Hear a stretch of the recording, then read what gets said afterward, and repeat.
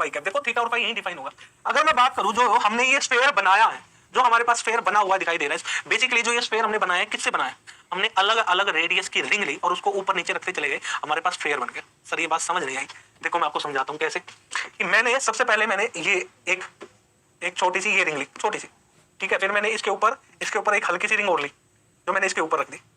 ऐसे ऊपर नीचे रखता चला जा रहा हूँ अलग अलग रेडियस की, ठीक है। फिर मैंने एक और रिंग ली ऐसे, इसके ऊपर रख दी, ठीक है। फिर मैंने एक और रिंग ली ऐसे, फिर मैंने इसके और ऊपर रख दी, ठीक है। और थोड़ा बड़ा बना देते हैं, थोड़ा बड़ा बना देते हैं हम, ठीक है। तो जैसे कि अलग अलग, जैसे एक रिंग ये रही, अलग अलग रेडियस की मैं बेसिकली रिंग रख रहा हूँ, ऊपर नीचे अलग अलग रेडियस की मैं रिंग रख रहा हूँ। तो आपको ये सेवर जो स्फीयर है बनती हुई दिखाई देगी। अलग अलग रेडियस की मैंने ये रिंग रख दी, ठीक है। ये गैप नहीं है, पर यहाँ आपको गैप दिखाई दे रहा है, पर ये एक्चुअल में हम गैप नहीं लेंगे। तो अलग अलग रेडियस की ये रिंग ले रहे हैं। तो ध्यान से देखो, जब मैं अलग अलग रेडियस की रिंग ले रहा हूँ तो ये देखो इस तरीके से एक स्फीयर बन जाएगी जो अलग अलग रिंग से मिलकर बनी हुई, ठीक है। अलग अलग रेडियस की जब रिंग हम इस पर रखते चले जाएंगे तो हमारे पास स्फीयर बन जाएगी। जैसे एक रिंग यहाँ पर ली हमने, ठीक है। फिर हमने अगली रिंग ये ले ली हमने, ध्यान से देखना, ये रही हमारे पास अलग अलग रेडियस की रिंग है, ठीक है, ये रही। फिर हमने यहाँ पर एक रिंग रख दी,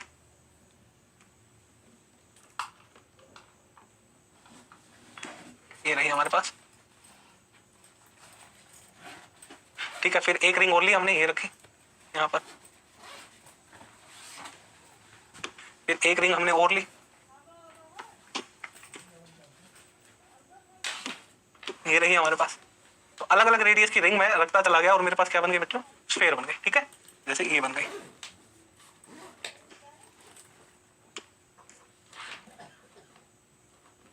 ये बन गई हमारे पास, ये रही हमारे पास, ठीक है। एक ये रही, ठीक है बच्चों। तो हमने ये अलग अलग रेडियस की रिंग ले ली।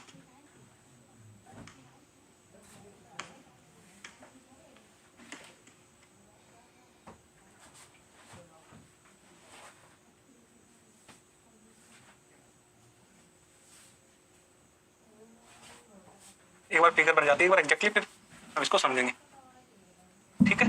ये रही अलग अलग रेडियस की, तो अलग अलग रेडियस की रिंग रखता चला गया तो हमारे पास बेसिकली एक स्फीयर बनती हुई चली जाती है। अब मुझे एक बात बताओ, ध्यान से देखो, अब जो ये रिंग है, ये पहली रिंग है, तो जेड एक्सिस के साथ क्या बनाती है, थीटा। तो थीटा की वैल्यू क्या होगी, 0।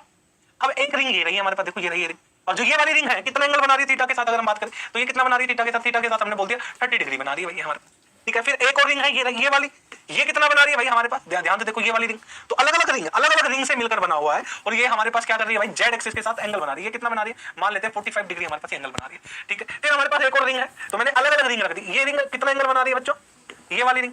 अगर हम इसकी बात करें तो ये कितना बना रही है, 60 डिग्री हमारे पास एंगल बना रही है। ये वाली रिंग कितना बना रही है, थीटा इक्वल टू 60 डिग्री, ठीक है। ये वाली रिंग हो गई तो हमारे पास थीटा इक्वल टू कितना हो गया, 90 डिग्री इस वाली रिंग के लिए, ठीक है। इसी प्रकार इस वाली रिंग के लिए कितना हो जाएगा हमारे पास, ये एंगल बनेगा कि नहीं बनेगा, ये जो एंगल आएगा देखो जरा, ये वाला, ये रहा हमारे पास ये वाला एंगल। अब देखो ये एंगल कितना बना रही है हमारे पास, ये एंगल कितना हुआ, ये वाला एंगल, ये हमारे पास आ गया थीटा इक्वल टू 120 डिग्री, ठीक है, ठीक है। इसी तरीके से ये वाली रिंग देखो, अब ये वाली जो रिंग बन रही है तो ये कितना बना रही है हमारे पास, ये समझ रहे हो आप मेरी बात,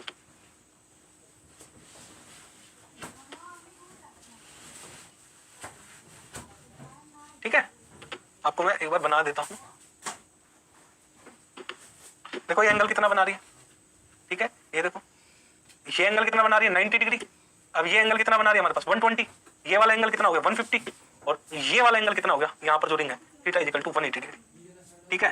तो थीटा की रेंज कहां से कहां तक हुई, अगर थीटा की बात करें तो जो थीटा है हमारे पास कहां से कहां तक होगी, थीटा की रेंज 0 से 2 पाई। जो थीटा की रेंज हुई वो 0 से 2 पाई, यानी थीटा जो वेरी करेगा कंप्लीट स्फीयर के लिए वो 0 से 2 पाई हो। अब मुझे ध्यान देना, थीटा को अगर आप ध्यान से देख रहे हो तो थीटा कोन टाइप की बना रही है। देखो ये रही, ये कोन हो गई। तो ये जेड एक्सिस के साथ, जब हम कोन की बात करते हैं थोड़ा इमेजिनेशन करो कि ये कोन है, ये कोन है, और ये हमारे पास ये कोई रिंग ले ली हमने, ठीक है। ये रिंग ले ली कितने पे, थीटा इक्वल टू 30 डिग्री। अरे तो थीटा की वैल्यू हमारे पास 30 रहेगी ना इस रिंग के लिए, इस रिंग के लिए थीटा तो 30 रहेगा ना। आप समझ रहे हो, कौन शेप की बन रही है थीटा की वैल्यू, क्योंकि अलग अलग रिंग, इस रिंग पर ये डॉट है, सबसे ऊपर वाला थीटा 0, ये रिंग वाली अलग अलग रिंग मैंने मान ली। ये वाली रिंग पर थीटा की वैल्यू क्या हुई, 30 डिग्री। इस वाली रिंग के लिए थीटा की वैल्यू 45, ये वाली थीटा की वैल्यू 60 डिग्री। ये वाली रिंग जो एक्स वाई प्लेन में थीटा इक्वल टू 90 डिग्री है, थीटा 120 है, थीटा 150 है, 180। अब आप कहोगे कि देखो अब ये थीटा की वैल्यू मैं ऐसे भी मेजर कर सकता है, इस साइड से भी, तो अभी तो वही रहता। यहाँ पर भी थीटा कितना होगा, 30 डिग्री। कौन बन रहा है, समझ रहे हो ना। इसके लिए कितना होता है हमारे पास, 45 डिग्री। अरे भाई समझ रहे हो कि नहीं समझ रहे हो, इसके लिए 45 है ना। और तो ऐसे अलग अलग के लिए, ठीक है, अलग। इधर से भी आप चाहे एंगल इधर से मेजर करो, इधर से मेजर करो, बात वही रहेगी, क्योंकि ये कौन शेप का बन रहा है। हाँ सॉरी, थीटा की वैल्यू 0 से पाई है ना। थीटा की वैल्यू हमारे पास 0 से पाई रहेगी। क्या रहेगी? 0 से पाई। अब हम बात करते हैं फाई की, कि हमारे पास जो फाई है उसकी रेंज क्या रही है। ध्यान से देखना भाई, अब ध्यान से देखना, हमने एक स्फीयर माना था, ये हमारे पास क्या है? स्फीयर है भाई, ठीक है। ये है जेड कैप, ये हमारे पास एक्स कैप, और ये हमारे पास वाई कैप। मान लो कोई भी रिंग है, कोई भी रिंग मैंने ले ली, ये रही मेरे पास रिंग, ये है वो रिंग। अच्छा, अब ये रिंग जो है, मुझे एक बात बताओ, ये रिंग कितने एंगल पर है? ओरिजिन से जेड के साथ कितना एंगल बना रही है? Theta is equal to 30 degree, 30 degree पे है, यानी थीटा की वैल्यू हमारे पास कितनी होगी? 30 डिग्री। अब कह रहा फाई की वैल्यू क्या है? फाई डिफाइन करता है इस कंप्लीट रिंग को, कंप्लीट रिंग को। जैसे ये हमारे पास क्या बना? एक्स कैप, ये वाला हमारे पास क्या बना? Y cap. तो रिंग देखो यहां से स्टार्ट होता है फाई एक्स एक्सिस से, फाई इज इक्वल टू 0, यहां से चला और पूरा घुमा, तो फाई की वैल्यू कहां से कहां तक होगी भाई? 0 से लेके 2 पाई, कंप्लीट, कंप्लीट यहां से यहां तक, कंप्लीट। कितना? पूरी रिंग कवर करनी है ना इसको, तो पूरी रिंग कवर करनी है तो 0 से 2 पाई। जैसे फिर से मैं आपको डिफाइन करता हूं, जैसे ये मैंने स्फीयर ले लिया, हमारे पास ये सेंटर है, ये हमारे पास जेड कैप है भाई, ये हमारे पास एक्स कैप है, और ये है वाई कैप।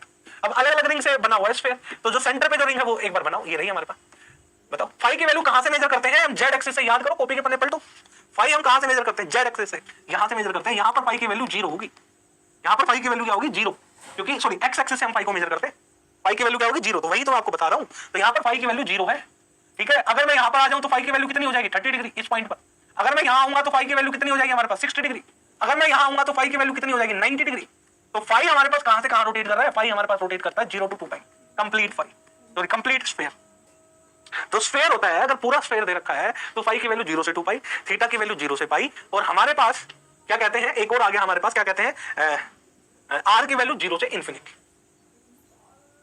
आपको ये समझ में आया? अब जैसे मैं आपको एक एग्जांपल से और आपको क्लियरिटी आएगी, जब एक एग्जांपल कराता हूं आप लोगों को, वहां से आपको और ज्यादा क्लियरिटी होगी। मान लो मेरे पास एक कोऑर्डिनेट है, कोऑर्डिनेट क्या दे रखा है?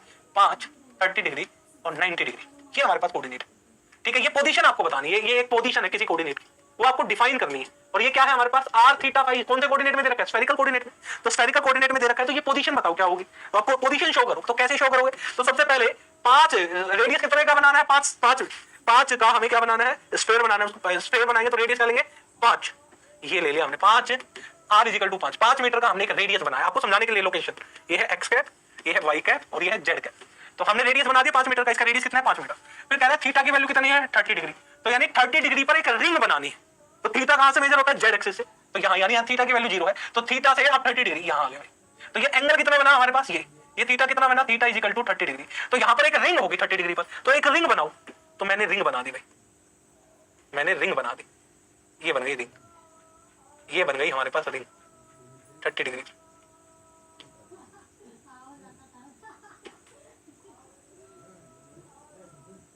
ये हमारे पास रिंग बन गई, यानी रेडियस कितना है? आर की वैल्यू कितनी है? 5 मीटर, थीटा कितना? 30 डिग्री। अब कह रहा है फाई की वैल्यू कितनी है? 90 डिग्री। तो 90 डिग्री पर आपको फाई दिखाना। फाई कहां से दिखाते हैं? X y coordinate. तो पहले एक्स एक्सिस बनाओ, ये लिया एक्स पैरेलल, ये लिया वाई। तो एक्स वाई प्लेन के अंदर फाई कहां से मेजर करते हैं? एक्स एक्सिस से। तो यहां पर फाई की वैल्यू कितनी है हमारे पास? 0 डिग्री। तो यहां से मैं घूम के कहां पहुंचा? यहां पहुंचा, यहां पर पहुंचा मैं, यहां पर। तो फाई की वैल्यू कितनी होगी? 90 डिग्री। ये इसकी एग्जैक्ट लोकेशन है। अगर मैं कह देता कि ये वाला, ये कोई पोजीशन है 5, 30 और 60, ये कौन सी होगी लोकेशन? तो हम लोकेशन कौन सी बताते? 5 मीटर का रेडियस का स्फीयर बनाता, 30 डिग्री पर एक रिंग लेता, रिंग पर फिर फाई कितना एंगल पर है? 60 डिग्री पर है, तो फाई में 60 डिग्री घुमा देता यहां पर। ये जो एंगल है ये है फाई इजिकल टू 60 डिग्री। तो लोकेशन क्या होती है? ये वाली लोकेशन। इसका कोऑर्डिनेट क्या है हमारे पास? इसका कोऑर्डिनेट है 5, 30, 60। इसका कोऑर्डिनेट क्या है? इसकी लोकेशन क्या है? इसकी लोकेशन है 5, 30, 90। एग्जैक्ट पॉइंट पे पहुंचा, एग्जैक्ट पॉइंट पर। मान लो मेरे पास ये होगा 5, 90 या फिर 30 या फिर 0, तो कौन सी लोकेशन होती? बताओ। ये क्या है? रेडियस, ये क्या है? थीटा, और ये हमारे पास क्या है? फाई। तो कौन सी लोकेशन होती? बताओ। तो आप क्या करोगे? थीटा इजिकल टू 90 पर एक रिंग बनाओगे। तो रेडियस स्फीयर बनाया 5 मीटर का, फिर यहां से लेके यहां तक, यहां पर जब आता हूं तो थीटा की वैल्यू क्या बनती है यहां पर? Theta is equal to 90। तो यहां पर एक रिंग बनेगी 90 डिग्री पर। 90 डिग्री पर हमने एक रिंग बना दी, ये बना दी मेरी, ये रही। अब रिंग हमने बना दी है, तो रिंग में फाई की वैल्यू क्या है? 0। ये है वो कोऑर्डिनेट, यहां पर फाई क्या है? 0। तो इसकी एग्जैक्ट पोजीशन क्या बनी? 5, 90 degree, 0 degree. That is the exact location. तो मैं एग्जैक्ट लोकेशन बता सकता हूं अगर मुझे 3 वेरिएबल पता है, ठीक है। थीटा की वैल्यू कहां से कहां तक वेरी करती है? 0 से लेके पाई तक। फाई की वैल्यू कंप्लीट रिंग को कवर करता है एक प्लेन में, तो 0 से 2 पाई, और हमारे पास रेडियस 0 से इन्फिनिटी। तो रेंज हमारे पास क्या हुई? अगर हम बात करें रेंज की बात करें, तो रेंज हमने निकाली। तो रेडियस क्या होता है स्फीयर के लिए? 0 से लेके इनफाइनाइट, किसी भी रेडियस का हो सकता है रेंज। थीटा की वैल्यू हमेशा 0 से क्या होगी? पाई, और हमारे पास फाई की वैल्यू क्या होगी? 0 से 2 पाई। इनका यूज होगा बार बार। अब जैसे मैं आपको कैलकुलेट कराने वाला हूं, अब आपको मैं समझाने वाला हूं, है ना, ठीक है। सब कुछ फाइंड करेंगे लक्की भाई, थोड़ा सब्र तो रखो, पहले रेंज तो सीखो। इंटीग्रेट जब करेंगे कहां से कहां तक करेंगे ये तो पता चले मुझे, ठीक है, अब एक क्वेश्चन करते हैं और क्वेश्चन के द्वारा हम चीजों को समझने की कोशिश करेंगे। सर क्लास कब तक चलेगी? 15-20 मिनट और क्लास अपन करेंगे, ठीक है, फिर उसके बाद एंड कर देंगे। 15 मिनट और अपन क्लास को कर लेते हैं, ठीक है बच्चों, है ना? तो 15 मिनट हम और क्लास को ले लेते हैं भाई, ठीक है। एक आधा एग्जांपल करा देते हैं स्फेरिकल कोऑर्डिनेट का और एक आधा एचडब्ल्यू दे देते हैं ताकि कल की क्लास में अपन डिस्कस कर सके, कल के अपन कंटिन्यू कर सके। तो हमने ले लिया एक स्फेयर, ये ले लिया भाई। अब चलो अब करते हैं एक स्फेयर, कंप्लीट स्फेयर, ठीक है भाई, ये ले लिया, ठीक है, स्फेयर है। ये हमारे पास है जेड कैप, ये एक्स कैप और ये हमने ले लिया वाई कैप, ठीक है, स्फेयर। रेडियस कितना है स्फेयर का? आर, आर हमारे पास है रेडियस। तो आपको निकालना क्या क्या? Find out range. तो आप रेंज बताओ क्या होगी? Find out range of r, theta and phi, ठीक है, इनकी रेंज आपको बतानी है पहला, ठीक है। सेकंड, फाइंड आउट, आपको निकालना क्या है? Find out curved surface area, find out curved surface area of the sphere, जो स्फेयर है इसका कर्व्ड सरफेस एरिया बताना आपको।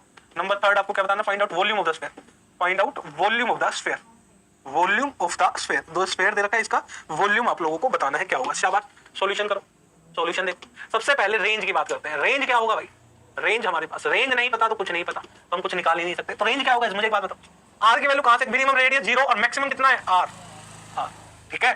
थीटा की वैल्यू कंप्लीट स्फेयर है तो 0 टू पाई, यहां हमारे पास क्या होता है? थीटा इक्वल टू 0 और यहां हमारे पास क्या होता है? थीटा इक्वल टू पाई।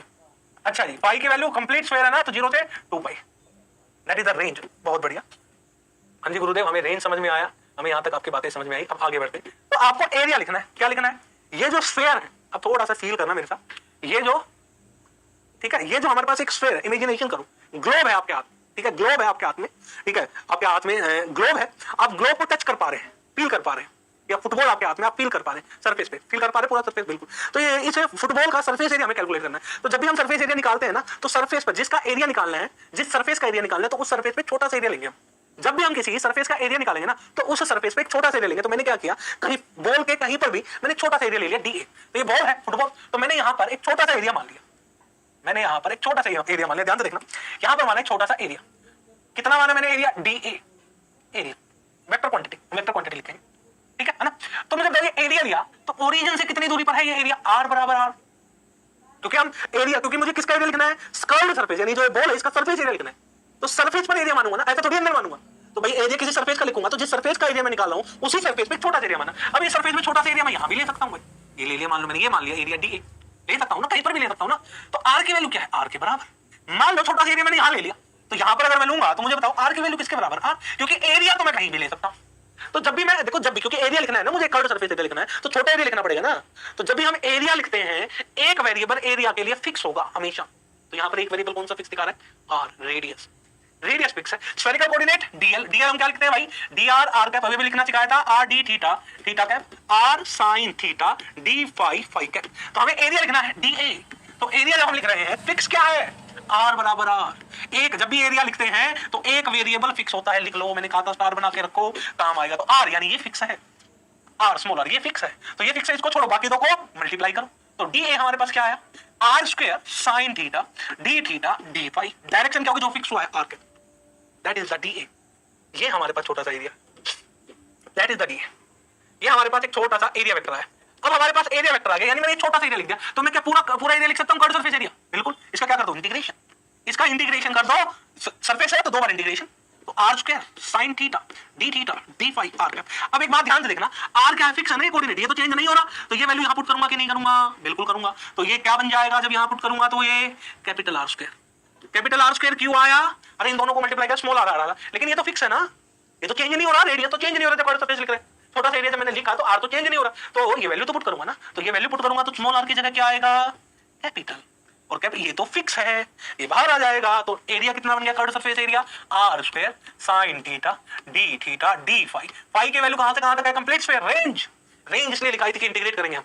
पाई 0 से 2 पाई, थीटा 0 से पाई, 0 से 2 पाई, और ये 0 से पाई। तो एरिया कितना आया? आर स्क्वायर साइन थीटा का माइनस ऑफ कोस थीटा 0 से पाई, और ये हमारे पास आया फाई कहां से कहां तक? 0 से 2 पाई। तो एरिया कितना आया हमारे पास? 4 पाई आर स्क्वायर, और ये हमारे पास क्या है? Curved surface area.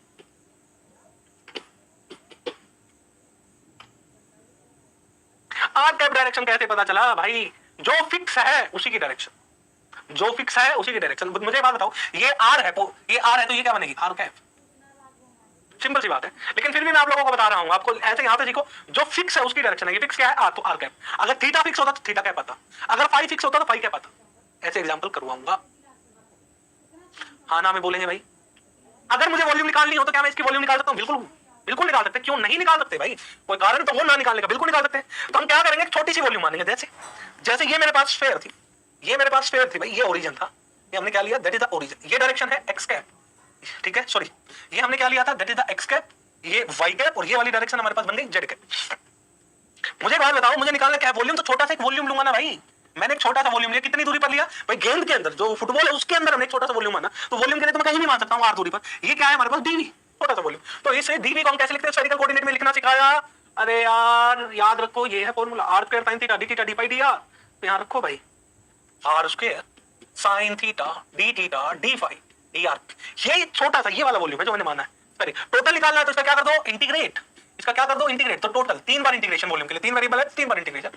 R square sine theta d phi d r, ठीक है। तो v इक्वल टू हमारे पास आया आर स्क्वायर डी आर, ये हमारे पास आया साइन थीटा डी थीटा, ये हमारे पास आया डी फाई। फाई की वैल्यू कहां से कहां तक? रेंज 0 से 2 पाई, थीटा 0 से पाई, रेडियस 0 से r। तो ये हमारे पास कितना है? r की पावर 3/3, r की पावर 3/3, 0 से r। ये कितना आया? माइनस कोस थीटा, कहां से कहां तक? 0 से पाई। ये कितना आया? फाई, कहां से कहां तक? 0 से 2 पाई। इंटीग्रेट करा तो हमारे पास आया 4/3 पाई r की power 3। That is the volume.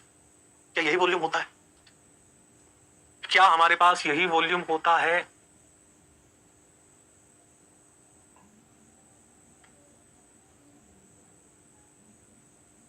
भाई हाइपोथेटिकल केस यहां नहीं बनेगा, तीनों वेरिएबल थी। एरिया में कभी तीनों वेरिएबल बनेंगे ही नहीं।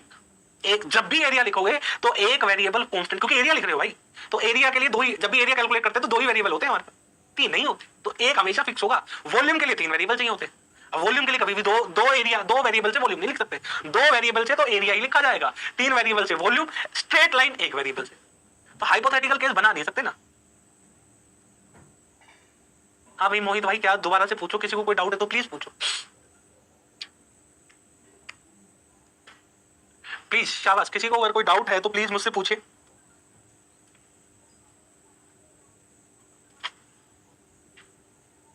क्वेश्चन देके क्वेश्चन दे रहा हूं, एक करके लाना। कल सिलेंड्रिकल कोऑर्डिनेट पढ़ेंगे और वेक्टर ट्रांसफॉर्मेशन कल कंप्लीट करेंगे, ठीक है। 3 स्टार्टिंग के 3 सेशन बेसिक्स हैं, बेसिक फंडामेंटल्स हम सीख रहे हैं, उन पर हम पकड़ बनाएंगे बहुत अच्छे से। कल हम क्या पढ़ने वाले हैं मेरे प्यारे बच्चों? कल हम पढ़ने वाले हैं cylindrical coordinate, number 2 vector transformation, ठीक है।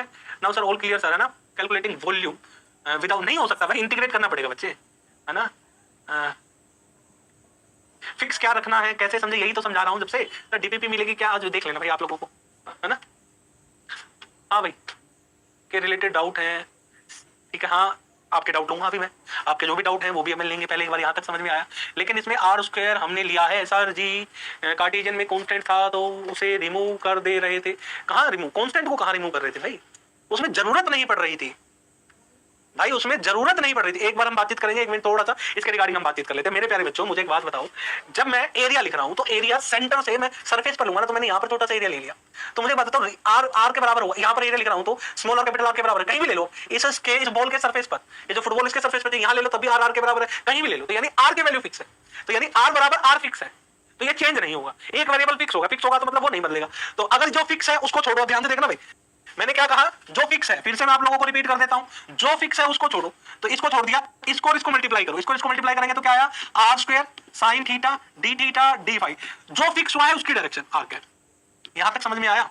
अब मुझे एक बात बताओ, आर की वैल्यू तो फिक्स है ना, अरे ये तो फिक्स है ना, तो ये वैल्यू यहां पुट कर दूं। तो जब ये वैल्यू यहां पुट करूंगा तो एरिया वेक्टर क्या बनेगा, r square sine theta d phi r cap. That is the area vector, छोटा सा एरिया वेक्टर है। लेकिन आपको टोटल एरिया निकालना है तो इसका इंटीग्रेट करो, सरफेस इंटीग्रेट, क्योंकि सरफेस एरिया निकालना है तो 2 बार इंटीग्रेशन करेंगे, क्योंकि वेरिएबल भी तो थीटा और phi, d theta and d phi, तो 2 बार इसको इंटीग्रेट करेंगे, ठीक है। हाँ भाई सर, आईआईटी के लिए कितने मिनिमम नंबर चाहिए, ठीक है। अच्छा all clear sir, all clear sir, all clear sir, है ना। सर सीयूटी के बारे में, चलो उसके बारे में बातचीत करेंगे। सर आर पाई थीटा को आईजेके की टर्म में कैसे लिखेंगे? वेक्टर, मोहित भाई वेक्टर ट्रांसफॉर्मेशन में बात बताऊंगा। वेक्टर ट्रांसफॉर्मेशन में ये समझाऊंगा कि हम कैसे लिखते हैं स्फेरिकल कोऑर्डिनेट को कार्टेशियन में कैसे लिख सकते हैं, वो वेक्टर में, स्फेरिकल कोऑर्डिनेट को सिलेंड्रिकल में हम कैसे लिख सकते हैं, वेक्टर ट्रांसफॉर्मेशन, यानी कल हम इस पर चर्चा करेंगे, ठीक है। आगे और कोई बात, बैकग्राउंड में क्वेश्चन दे दो, तब तक डाउट लेते रहो, ठीक है। बिल्कुल बैकग्राउंड में क्वेश्चन दे देंगे भाई, एचडब्ल्यू देके जाऊंगा। बाकी इसमें बताओ sir, in area vector we consider in close surface is always outward. बिल्कुल, एनी स्पेसिफिक रीजन नहीं, हमेशा होता है ना, ऐसा होता है भाई, है ना। हमेशा क्लोज सरफेस है ना, तो एरिया वेक्टर हमेशा बाहर की तरफ निकलता है। ठीक है, कैसे अलग है सर, कितना हार्ड? ज्यादा हार्ड नहीं आता। मैं आप लोगों को बता देता हूँ कि जो बच्चा जैम की बहुत अच्छे से प्रिपरेशन करता है ना, वही बच्चे टीफर निकालते हैं। इस बार हमारे काफी बच्चे ठीक है टीफर में गए हैं, पहुंचे भी हैं। ठीक है, तो ऐसा नहीं है कि वो अलग से पढ़ रहे थे, वो जैम की प्रिपरेशन कर रहे थे, लेकिन जैम की प्रिपरेशन कर रहे थे तो क्वेश्चंस की प्रैक्टिस उन्होंने बहुत ज्यादा करी, तो आप लोगों को ज्यादा से ज्यादा क्वेश्चन सोल्व करने हैं और आपका भी हो जाएगा, है ना सर। प्लेन और पोलर अभी मैं जितना बता रहा हूँ उतना, जब मैं क्या कहते हैं, जब मैं आपको मैकेनिक्स पढ़ाऊंगा, क्लासिकल मैकेनिक्स पढ़ाऊंगा, तो वहां पर हम बात करेंगे पोलर कोऑर्डिनेट 2 डायमेंशन में, वहां हमें जरूरत पड़ेगी। यहाँ जरूरत नहीं पड़ने वाली है, इसमें नहीं पड़ने वाली है, इसमें इनसे काम चल जाएगा, क्योंकि वहां मुझे वेलोसिटी एक्सेलरेशन की जरूरत पड़ती है। ठीक है, अभी मैं आप लोगों को जितना पढ़ा रहा हूँ उतना ही मेरे साथ पढ़ो। इलेक्ट्रोडायनामिक में मुझे पता है इनिशियल फेज में क्या क्या टर्म्स के रिक्वायर्ड पड़ेंगे, कितना आपको पता होना चाहिए। ठीक है, क्लियर है क्या सर? स्फेयर अगर होलो हो तो बिल्कुल भाई होलो होगा, लेंगे अभी आदित्य भाई, बिल्कुल ले लेंगे ना होलो। ये होलो मान लो, दैट इज होलो, अंदर से खाली है, तो क्या मैं इसका स्फेयर नहीं लिख सकता, एरिया नहीं लिख सकता? तो एरिया तो ऐसे लिखूंगा ना, लेकिन इस होलो स्फेयर ने वॉल्यूम कितनी घेर रखी है, जगह कितनी घेर रखी है? तो वो ये वॉल्यूम है, वो ये वॉल्यूम है, इतनी वॉल्यूम इस होलो स्फेयर ने घेर रखी है। जैसे कमरा है, ये होलो ही तो है, इसके अंदर कोई सामान नहीं है, एम्प्टी, तो इस कमरे की वॉल्यूम कितनी हुई? एबीसी या एलबीएच, लेंथ, हाइट। समझ लो ना, चीजों को सिंप्लीफाई रखो ना, चीजों को ऐसे क्यों, है ना। हाँ 133 कौन से कॉलेज मिल सकता है कुछ बताइए इसके बारे में। बच्चे अभी कोई आइडिया नहीं है, मैं इस नेम आप लोगों को जरूर गाइड करता, अभी इसके बारे में कोई आइडिया नहीं है ना। ठीक है, जेस्ट का फॉर्म कब आता है? अब तो भाई पेपर आने वाला है, 22 तारीख को पेपर है, बाकी जेस्ट का फॉर्म आता है तो पता चल जाता है। ठीक है, आप जेस्ट को विजिट कर लो, वहां पर जाके आप देख लो, तो आपको सारी इन्फॉर्मेशन वहां मिल जाती है ना। ठीक है, पहले मुझे एक बात बताओ, सबसे पहले मेरे प्यारे बच्चों, इसके रिगार्डिंग कमेंट करके बताओ यहाँ तक क्लियर है क्या, यहाँ तक जो पढ़ा है। अगर कोई डाउट है तो प्लीज मुझसे पूछो, नहीं फिर हम आगे की बात करेंगे, फिर आप लोगों के जो डाउट है उनको मैं लूंगा। और आज का सवाल आप लोगों के लिए ये रहा, करके लेके आना है भाई। हमारे पास एक है हेमिस्फेयर है, ये क्या है हमारे पास? एक हेमिस्फेयर है भाई, दैट इज द हेमिस्फेयर। ये हमारे पास क्या है भाई? ये है हमारे पास हेमिस्फेयर। ठीक है, ये है हमारे पास z cap, x cap, y cap, radius. Radius कितना है? इस हेमिस्फेयर का रेडियस है आर। ठीक है, हेमिस्फेयर है, तो आपको निकालना क्या है? एक छोटा सा एरिया लिया हमने यहाँ पर DA1, वो आपको बताना है क्या होगा। एक छोटा सा नीचे वाली प्लेट का भी एरिया होगा DA2। ठीक है, हेमिस्फेयर यानी सॉलिड बॉल को काट दिया, ऐसे समझो, नीचे एक प्लेट, या फिर होलो हमारे पास कटोरी है, मान लो कटोरी है, उसको ऊपर प्लेट लगा दी, तो ये वो प्लेट है, तो इस प्लेट का एरिया जो, ठीक है, नीचे जो सर्कुलर प्लेट है उसका एरिया, ये जो हमारे पास कर्व्ड सरफेस है हेमिस्फेयर का, उसका एरिया आपको निकालना है, यानी आपको बताना है। ठीक है, DA1 की वैल्यू क्या होगी ये आपको बताना है, DA2 की वैल्यू क्या होगी ये आप लोगों को बताना है। ठीक है, फाइंड आउट, ये आप लोगों को कैलकुलेट करने हैं। पहला, सेकंड में आपको क्या निकालना है? Find out curved surface area, curved, ठीक है, ये find out curved surface area, curved surface area of the hemisphere. जो हेमिस्फेयर है उसका कर्व्ड सरफेस एरिया बताना है कितना होगा। ठीक है, नंबर 3 पे इसकी वॉल्यूम बताना है, हेमिस्फेयर की वॉल्यूम क्या होगी। Find out volume of the hemisphere, volume of the hemisphere, जो हेमिस्फेयर दे रखी है उसकी वॉल्यूम क्या होगी। ये 3 पॉइंट आप लोगों को करके लाना है, आप लोगों के लिए HW है। अगली क्लास में यहीं से हम शुरू करेंगे, सबसे पहले सवाल करेंगे फिर हम आगे बढ़ेंगे, है ना। हाँ, पहले एक बार मुझे ये कमेंट करके बताओ यहाँ तक क्लियर है क्या। कॉलेज में बहुत ज्यादा हेल्प मिलेगी। जो बच्चा BSc first year second year का बच्चा है, फाइनल ईयर का बच्चा है, ठीक है, तो वो चाहता है कि कॉलेज में भी मेरे को बहुत अच्छे से समझ में आए टीचर जो पढ़ा रहा है, ठीक है, और कॉलेज के पेपर में बहुत अच्छे से हो जाए, तो जैम के थ्रू आप अपनी खुद की जो प्रिपरेशन है बहुत, आपकी जब यूनिट स्ट्रॉन्ग होगी तो आपके एग्जाम भी वैसे ही चले जाएंगे, अच्छे निकलेंगे, फिर आप न्यूमेरिकल करने में आप कैपेबल होंगे, तो आपके कॉलेज के एग्जाम में भी काफी हेल्प करते हैं, क्योंकि वही सिलेबस है ना, जैम का जो सिलेबस है वो कॉलेज वाला सिलेबस है ना बच्चों, तो कॉलेज में भी आपको हेल्प मिलती है। ठीक है, क्लियर है सर। मैंने आईसर कोलकाता और भोपाल के लिए सिलेक्ट हुआ हूँ, कुछ टॉपिक बता दो sir, how to clear both. ठीक है, इंटरव्यू के लिए जा रहे हो? हाँ बच्चे, thank you sir, I am first year, चलो बहुत बढ़िया, ठीक है, वेरी क्लियर। एक बार ऊपर दिखाने के बच्चे का कमेंट दिखाना। ठीक है भाई, आगे, हाँ चलो आगे, एक और बच्चा है ऊपर, ठीक है, हाँ ठीक है भाई, है ना, चलो ठीक है, हाँ ठीक है बच्चों, है ना। तो भाई मैं तो इंटरव्यू के लिए अगर आप लोग जा रहे हैं तो आप अपना, जब भी आप इंटरव्यू के लिए जाएंगे तो आपसे पूछेगा कि आपकी कौन सी यूनिट अच्छी है, तो ये मत कह देना सर सब आता है। ठीक है, तो एक यूनिट अच्छे से तैयार करके जाओ बढ़िया तरीके से, ठीक है, उसको डीपली थोड़ा सा पढ़ के जाओ,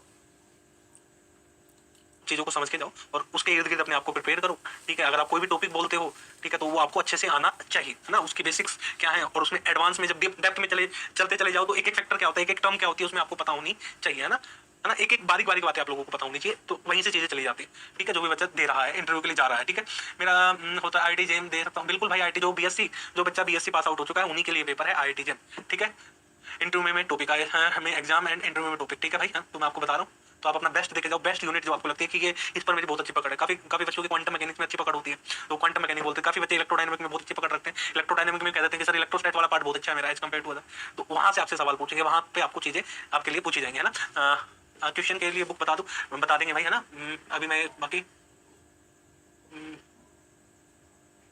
ठीक है। एक सर क्या जैम प्रिपरेशन के लिए एक पर्टिकुलर सब्जेक्ट से प्रिपरेशन करनी पड़ती है क्या? हाँ भाई, आप मास्टर डिग्री करोगे तो एक ही सब्जेक्ट में करोगे ना भाई। जैसे आप बीएससी में हो तो बीएससी में आपके पास हो सकता है कि आपके पास हो भाई फिजिक्स, मैथ और केमिस्ट्री, या फिर काफी बच्चे ऐसे हो सकते हैं जिनके पास बीएससी में हो क्या कहते हैं केमिस्ट्री, ठीक है, फिजिक्स और बायो, तो भाई वो सिलेक्ट आप लोग करोगे ना कि मुझे आगे फर्दर कहाँ करनी है, किसमें करनी है केमिस्ट्री। या काफी बच्चे केमिस्ट्री ऑनर्स के भी हो सकते हैं, काफी बच्चे इलेक्ट्रॉनिक्स ऑनर्स के बच्चे हो सकते हैं जो इलेक्ट्रॉनिक्स में ग्रेजुएशन कर रहे, तो उसी के अकॉर्डिंग आप मास्टर डिग्री में भी जा सकते हो, ठीक है ना। वो डिपेंड करता है ना। सर फिक्स कोऑर्डिनेट को पहचानने में दिक्कत हो रही है, थोड़ी प्रैक्टिस करो। अभिषेक आज जो मैंने लेक्चर पढ़ा है इसको दोबारा से देखो, पहले खुद से करो, जो सवाल मैंने क्लास में कराए उनको खुद से करो, बिना देखे, सॉल्यूशन नहीं देखना है, बस क्वेश्चन लेना उनको बिना देखे सोल्व करना है।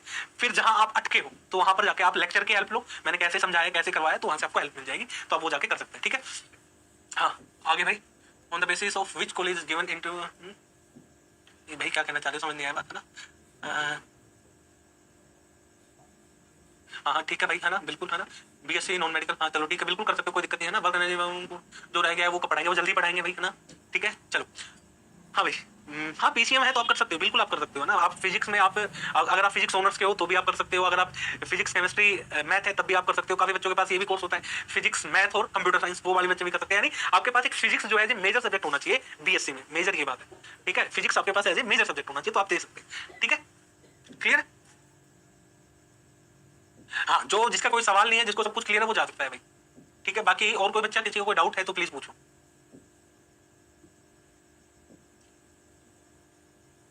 ठीक है। हाँ भाई, मैं सेकंड ईयर में अभी अगर अभी से प्रिपरेशन करो तो बहुत बढ़िया रहेगा अनमोल, ठीक है। जो सेकंड ईयर वाले हैं उनके लिए बेनिफिशियल बात ये रहती है कि आपको एक मौका आपने पढ़ के तैयार किया, जब आप पेपर देने जाओगे जो सेकंड ईयर का बच्चा है तो उसको एक आइडिया लग जाएगा कि मेरी कौन सी यूनिट कमजोर है, किस डिपार्टमेंट, कौन सा जो टॉपिक है जो जहां मैं वीक पड़ जाता हूँ, जहां मैं गलतियां कर जाता हूँ, तो उस पर आप अगली बार अच्छे से मेहनत करके उस गलतियों को आप हटा सकते हैं, रिमूव कर सकते हैं, ठीक है। क्योंकि जब आदमी को गलतियां पता चलती है तभी तो उस पर काम करेगा, है ना भाई। पहली बार कोई आदमी रेस में दौड़ा तो उसे पता चला कि मैं गलतियां कहां कर रहा हूं रेस में दौड़ते वक्त, तो अगली बार वो प्रैक्टिस उसी पॉइंट की करेगा जहां वो वीक है। जहां स्ट्रॉन्ग है वो तो कर ही रहा है, लेकिन जहां वीक है उस पर वो ज्यादा एफर्ट्स लगाता है, तो फिर उसके परिणाम भी, उसके रिजल्ट जो है वो हमें उसके अकॉर्डिंग देखने को भी मिलते हैं बच्चों, है ना। मेरे सवाल है, I am sorry disturb you but I need guidance. हाँ बिल्कुल भाई, आप लोगों के लिए मैं बैठा हूँ, वह थ्योरम के बाकी पार्ट इस वीक में नहीं, इस वीक नहीं होंगे, अभी हम कुछ दिन इलेक्ट्रोडायनामिक के सेशंस करेंगे, वो पढ़ेंगे, उसको मैं बीच बीच में लाता रहूंगा, ठीक है, ठीक है बच्चों। भूमि सोनी का कहना है हार्ड लग रहा है, एक बार थोड़ा सा पढ़ना, ठीक है।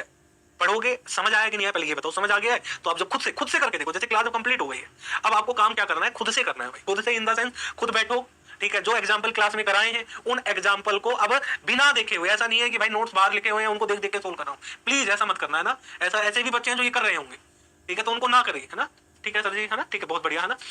हाँ, स्टार्ट में पिछले लेक्चर का क्विक रिकैप जरूर, हाँ बिल्कुल वो रखेंगे, रिकैप हम हमेशा रखते हैं पिछले लेक्चर का, तो हम रखेंगे रिकैप, है ना। सर एनईपीवाईक्यू आइजर भोपाल के एग्जाम क्लियर करने का है तो बता दे सर आप एक बार, ठीक है यार। एनईपीवाईक्यू मतलब मैं समझा नहीं भाई, भाई अब तो आप जाओ बस पेपर दे के आओ महेश भाई, बिंदास जाओ, आपने बहुत बढ़िया तैयारी कर रखी है, आप जाओ पेपर देके आओ, ठीक है। के बेसिक्स बहुत वीक हैं, क्या करूं सर, हम है ना, इसीलिए तो हम आए यहाँ पे आपके बेसिक्स ठीक करने के लिए, है ना। तो बेसिक्स से पढ़ाएंगे, थोड़ा ज्यादा मेहनत आपको करनी पड़ेगी सुनील भाई, ज्यादा एफर्ट्स लगाने पड़ेंगे। मैं तो मेहनत करूंगा, लेकिन आप लोगों को थोड़ा ज्यादा एफर्ट, ज्यादा मेहनत करनी पड़ेगी, तो रिजल्ट आपके फेवर में आएंगे, ठीक है। देखो मेहनत करने वाले चीजें कर जाते हैं ना, हवाओं के रुख मोड़ने वाले मोड़ देते हैं, ये बातें ऐसी थोड़ी कही गई है। मेहनत, हार्डवर्क आपको हमेशा पे ऑफ करता है जीवन में, ठीक है। सेमेस्टर के एग्जाम हो रहे हैं मेरे, कोई बात नहीं भाई, अभी देखो सेमेस्टर के एग्जाम आप लोगों के चल रहे हैं, तो नितेश भाई सेमेस्टर के एग्जाम पे कंसंट्रेट करो। 20 या 25 दिन के आसपास सेमेस्टर एग्जाम चलते हैं, तो उस समय लेक्चर को आप कम देखें, या आप उन पर ध्यान थोड़ा कम दें, आप अपने कॉलेज के जो एग्जाम जो है उन पर फोकस ज्यादा करें। क्यों करें? क्योंकि अगर भाई सेमेस्टर में री लग गई तो फिर दिक्कत हो जाएगी, डिग्री पूरी नहीं होगी, फिर एक स्ट्रेस रहेगा दिमाग में। एक आधा पेपर, कोई बीएससी फाइनल ईयर का है कोई बच्चा, एक आधा पेपर में रह गया तो उसके दिमाग में चलता रहेगा यार, एक पेपर रहेगा, एक पेपर रहेगा, एक पेपर रहेगा, फिर वो दिसंबर में देगा तो वो पेपर उसके दिमाग में चलेगा यार, वो पेपर देना है, फिर दिसंबर में फिर वो परेशान करेगा, क्योंकि वो बहुत मोस्ट इंपोर्टेंट टाइम होता है दिसंबर हमारे लिए आईटी जेम के एग्जाम के पॉइंट ऑफ व्यू से बात करें, क्योंकि फरवरी में आईटी जेम का पेपर है। तो वेल फोकस होकर ग्रेजुएशन के पेपर दो, उनको जो सेमेस्टर के पेपर है उनको क्लियर करो, और जब जैसे 20 दिन के बाद क्या होगा, 20 दिन पेपर चल रहे कंप्लीट होने के बाद 20-25 दिन छुट्टियां रहेंगी, तो छुट्टियों में क्या करना है, कोई काम तो है नहीं, कॉलेज जाना नहीं है, तो पूरे दिन क्या करना है, लेक्चर देखो, अपने पीछे का जो बैकलॉग हो गया उसको क्लियर करो, आगे प्रिपरेशन करो, ठीक है। आपको स्मार्टली चीजों को करना होगा, मैंने आपको स्मार्टली चीजों को अरेंज करना है और सारी चीजें हो जाएंगी, ठीक है। हाँ सर आज से वैलिडिटी सर बैच की वैलिडिटी बंद सकती है क्या, बंद हो सकती है क्या? देखो बैच की कोई भी बैच आप लोगे उसकी वैलिडिटी जब तक रहेगी जब तक आपका एग्जाम नहीं हो जाता।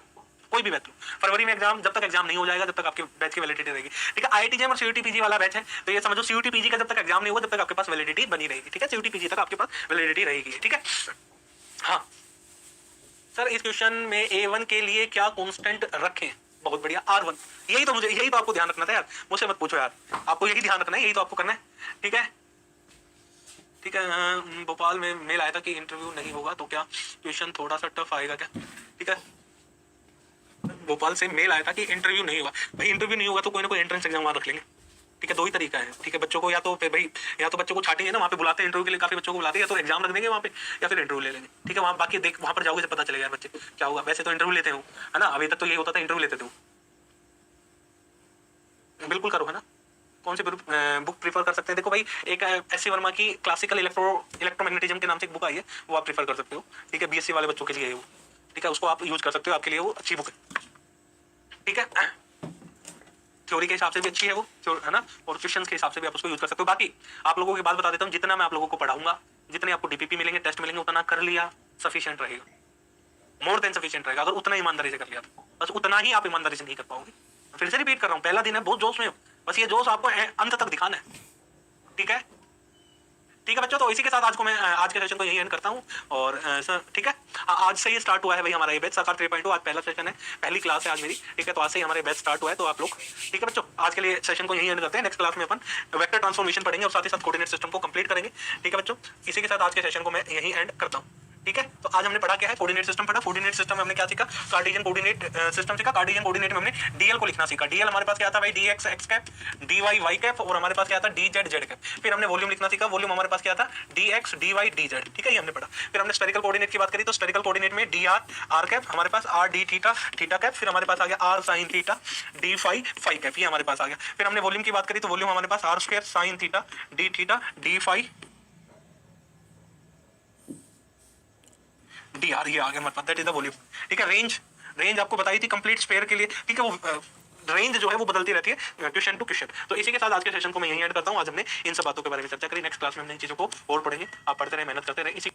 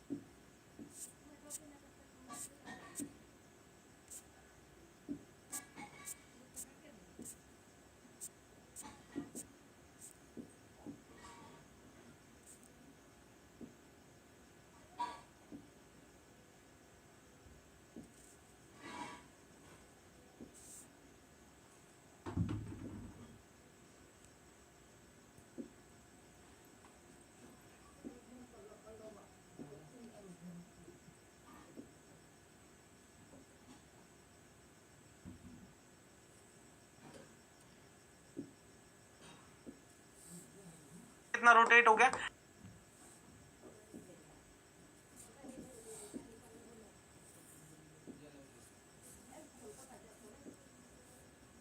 चलो फिर बिना किसी देरी के अब अपन स्टार्ट करते हैं। ठीक है भाई, अपने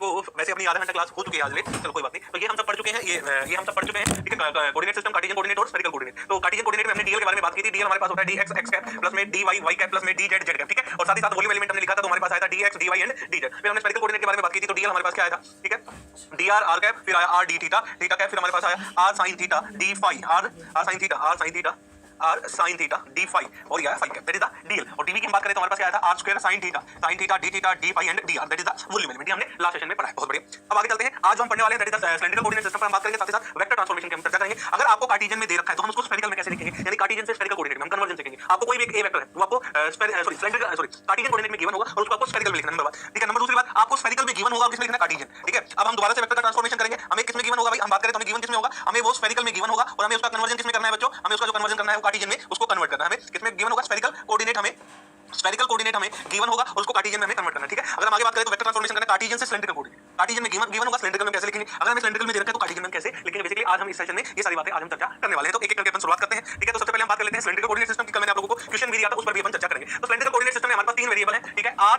phi और z। ये हमारे पास तीन वेरिएबल है r phi z, और ये तीनों के तीनों एक दूसरे के परपेंडिकुलर होते हैं, r कैप phi कैप और ये हमारे पास z कैप। ये तीनों एक दूसरे के क्या होते हैं मेरे प्यारे बच्चों, परपेंडिकुलर होते हैं। तो ये हमारे पास इस तरीके से है, ये रहा भाई, ठीक है, x cap y cap z cap. ठीक है, तो हमने क्या ले लिया, हमने एक प्लेन ले लिया इस तरीके से, ये हमारे पास एक प्लेन है भाई, ये हमारे पास क्या है, प्लेन। ठीक है ना, ये हमारे पास क्या बना मेरे प्यारे बच्चों, दैट इज द प्लेन। ये हमारे पास एक प्लेन है, ठीक है, ये जो है दैट इज द रेडियस, ये r बनेगा रेडियस। ये जो है that is the height z, ये हमारे पास क्या बनेगी, हाइट z हाइट। ठीक है, और ये हमारे पास जो है angle that is the phi।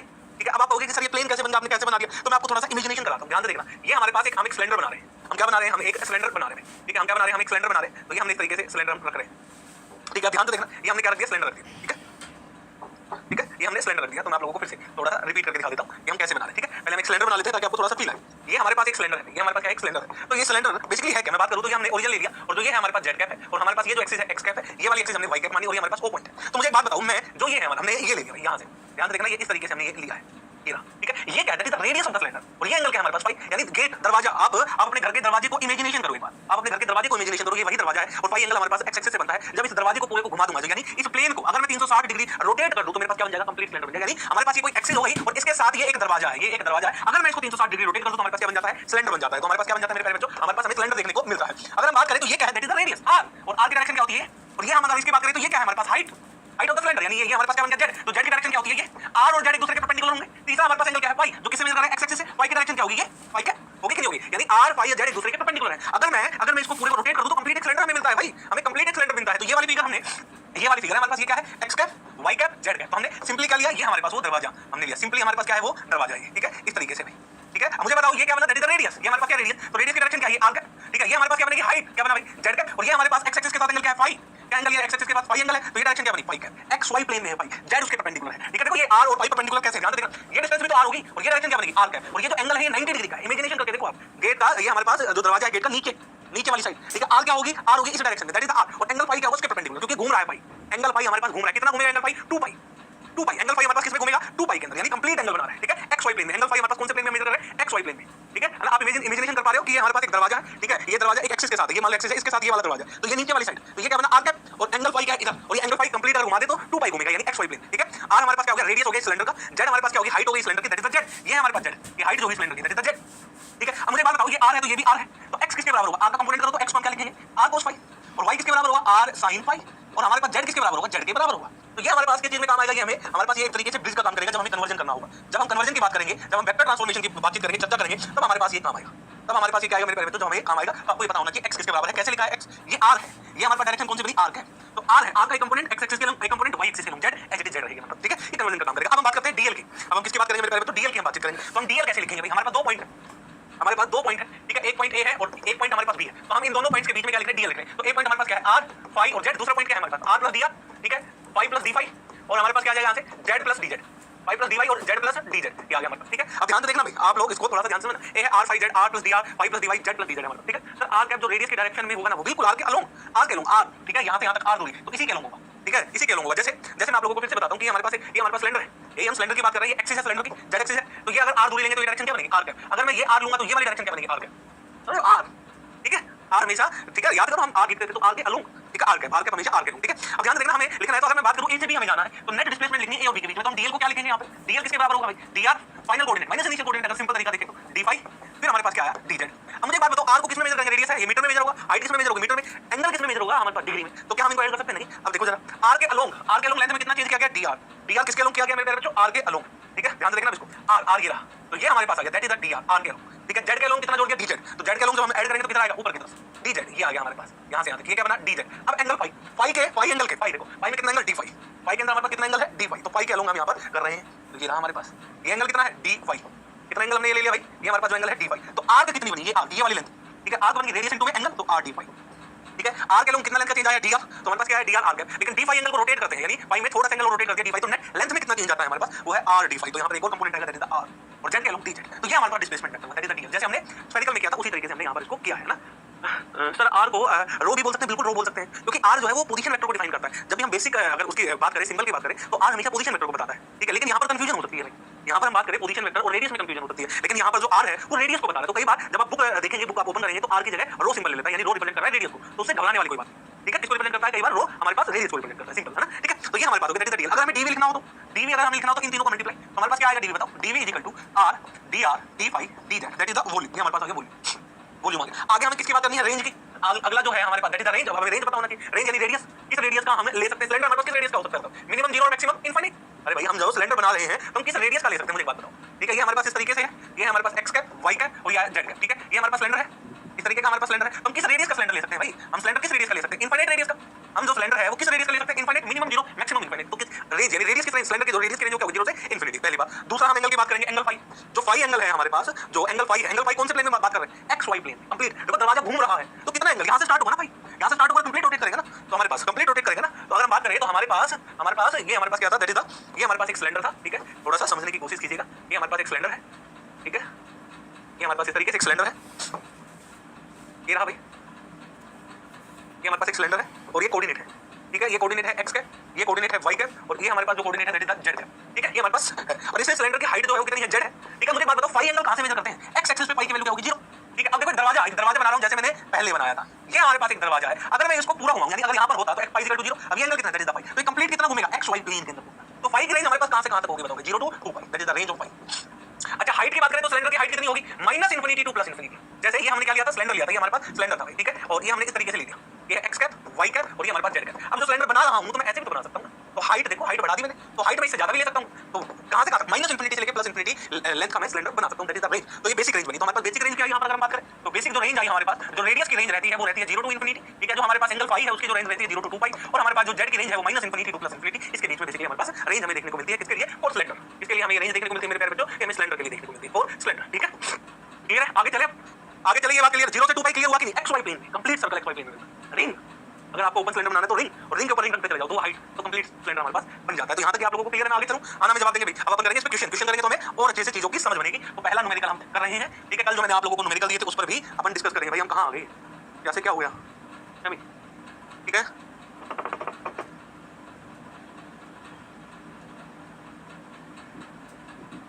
ये ओपन हो गया भाई। सर एक्स वाई जेड को भी आर वाई जेड की फॉर्म में लिख सकते हैं, बिल्कुल लिख सकते हैं एक्स वाई जेड को भाई, वेक्टर ट्रांसफॉर्मेशन आपको बताऊंगा, ये भूल गया कुछ, चलिए यहां से कुछ वो हो गया मुझसे, ये वाला भाई एक बार वेट करना ना, बाकी आप लोगों को अगर समझ आए तो एक बार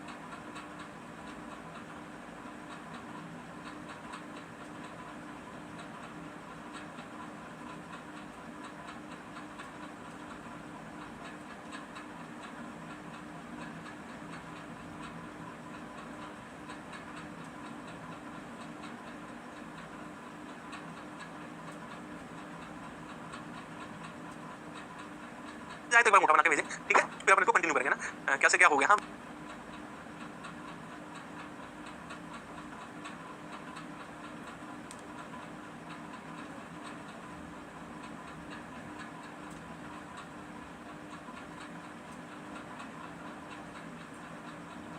कैसे क्या ही हो गया, देखते देखते, है ना।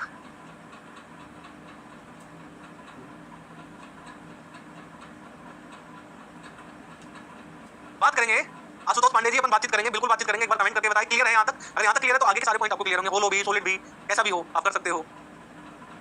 बहुत बढ़िया, यहाँ तक क्लियर है। तो भाई आज क्या बात है हमारी क्लास में है ना, बार बार दिखते आ रही है, ठीक है ना। क्या ही हो रहा है, क्या हो रहा है भाई। हाँ सिलेंडर का डीए भी हम सीखेंगे भाई, कौन करते हैं ये।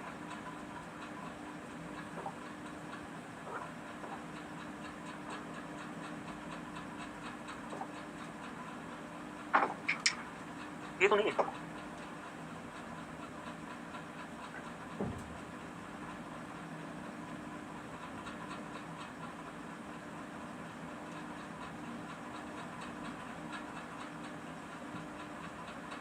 मुझे नहीं पता यार ये बताओगे जी करना।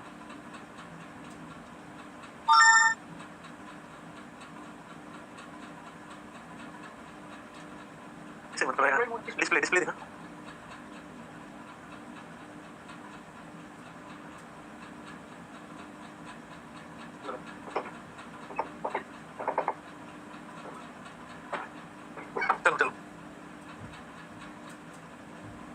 चलो शाबाश है ना, स्टार्ट करें अपन है ना, काफी है ना। चलो ठीक है, स्टार्ट करते हैं। चलो अपन स्टार्ट करते हैं। तो अब अपन एक न्यूमेरिकल लेते हैं। तो न्यूमेरिकल में अपन सारी चीजें करने की कोशिश करेंगे है ना, न्यूमेरिकल में अपन सारी चीजें करने की कोशिश करेंगे। तो ये रहा पहला आपके पास क्वेश्चन कि मेरे पास एक सिलेंडर है, ठीक है, ये रहा मेरे पास एक सिलेंडर। हम एक सिलेंडर बना लेते हैं भाई, ये रहा, ठीक है, ये रहा हमारे पास। ये जो डायरेक्शन है that is the Z cap, ये हमारे पास जो डायरेक्शन है एक्स कैप, ये वाली हमारे पास क्या है वाई कैप, ठीक है। हाइट कितनी है हमारे पास, हाइट हमने मान ली that is the length, height कितनी है एल, ठीक है। रेडियस कितना है आर, रेडियस कितना है आर। तो आपको एरिया लिखना है, आपको एरिया लिखना है। एरिया क्या लिखना है, छोटा सा एरिया माना मैंने dA1, तो इसका एरिया बताओ क्या होगा। ये एरिया आपको बताना है। नीचे एक सर्कुलर प्लेट है, उसका एरिया बताना है dA2 क्या होगा। ऊपर एक हमने सर्कुलर प्लेट मानी, इसका एरिया आपको बताना है क्या होगा। छोटा सा एरिया मैंने मान लिया dA3, ये वैल्यूज आपको बतानी है। तो आपको क्या क्या बतानी है, फाइंड आउट dA1 की वैल्यू क्या होगी, dA2 की वैल्यू क्या होगी, dA3 की वैल्यू क्या होगी। तो आप लोगों को ये वैल्यूज बतानी, ठीक है, शाबाश। दूसरा इसका कर्व्ड सरफेस एरिया क्या होगा, find out curved surface area, curved surface area of the cylinder. जो सिलेंडर आप लोगों को दे रखा है, इसका आपको कर्व्ड सरफेस एरिया बताना है। सेकंड पार्ट, थर्ड पार्ट में आपको क्या बताना है, फाइंड आउट, ठीक है, upper end find out area of upper end lower circular plate, ठीक है। जो ऊपर और नीचे जो प्लेट है इनका एरिया आपको बताना है। नंबर 4 पे आपको बताना है find out volume of the cylinder, find out volume of the cylinder, volume of the cylinder. जो सिलेंडर है इसकी वॉल्यूम आपको बतानी है कि वॉल्यूम क्या होगी। ये पॉइंट्स है आपको डिस्कस करने हैं। तो सबसे पहले अपन किसके बारे में बात करेंगे, रेंज के बारे में। पहला काम होता है रेंज को लिखना है ना। किसी की बुरी नजर लग गई है, कोई बात नहीं भाई, नजर तो ऐसे लगती रहती है। भाई अभी ध्यान दो ना, लखनऊ से कोई है कि नहीं है, बाद में बात करना प्लीज बच्चों, इधर उधर की बातें ना करा दो, अभी थोड़ा सा इधर ध्यान दो। तो सबसे पहले आप लोगों को रेंज बतानी है, रेंज क्या होगी। तो रेंज बताओ, आर की रेंज कहां से कहां तक लूंगा, 0 टू कैपिटल आर, ठीक है भाई।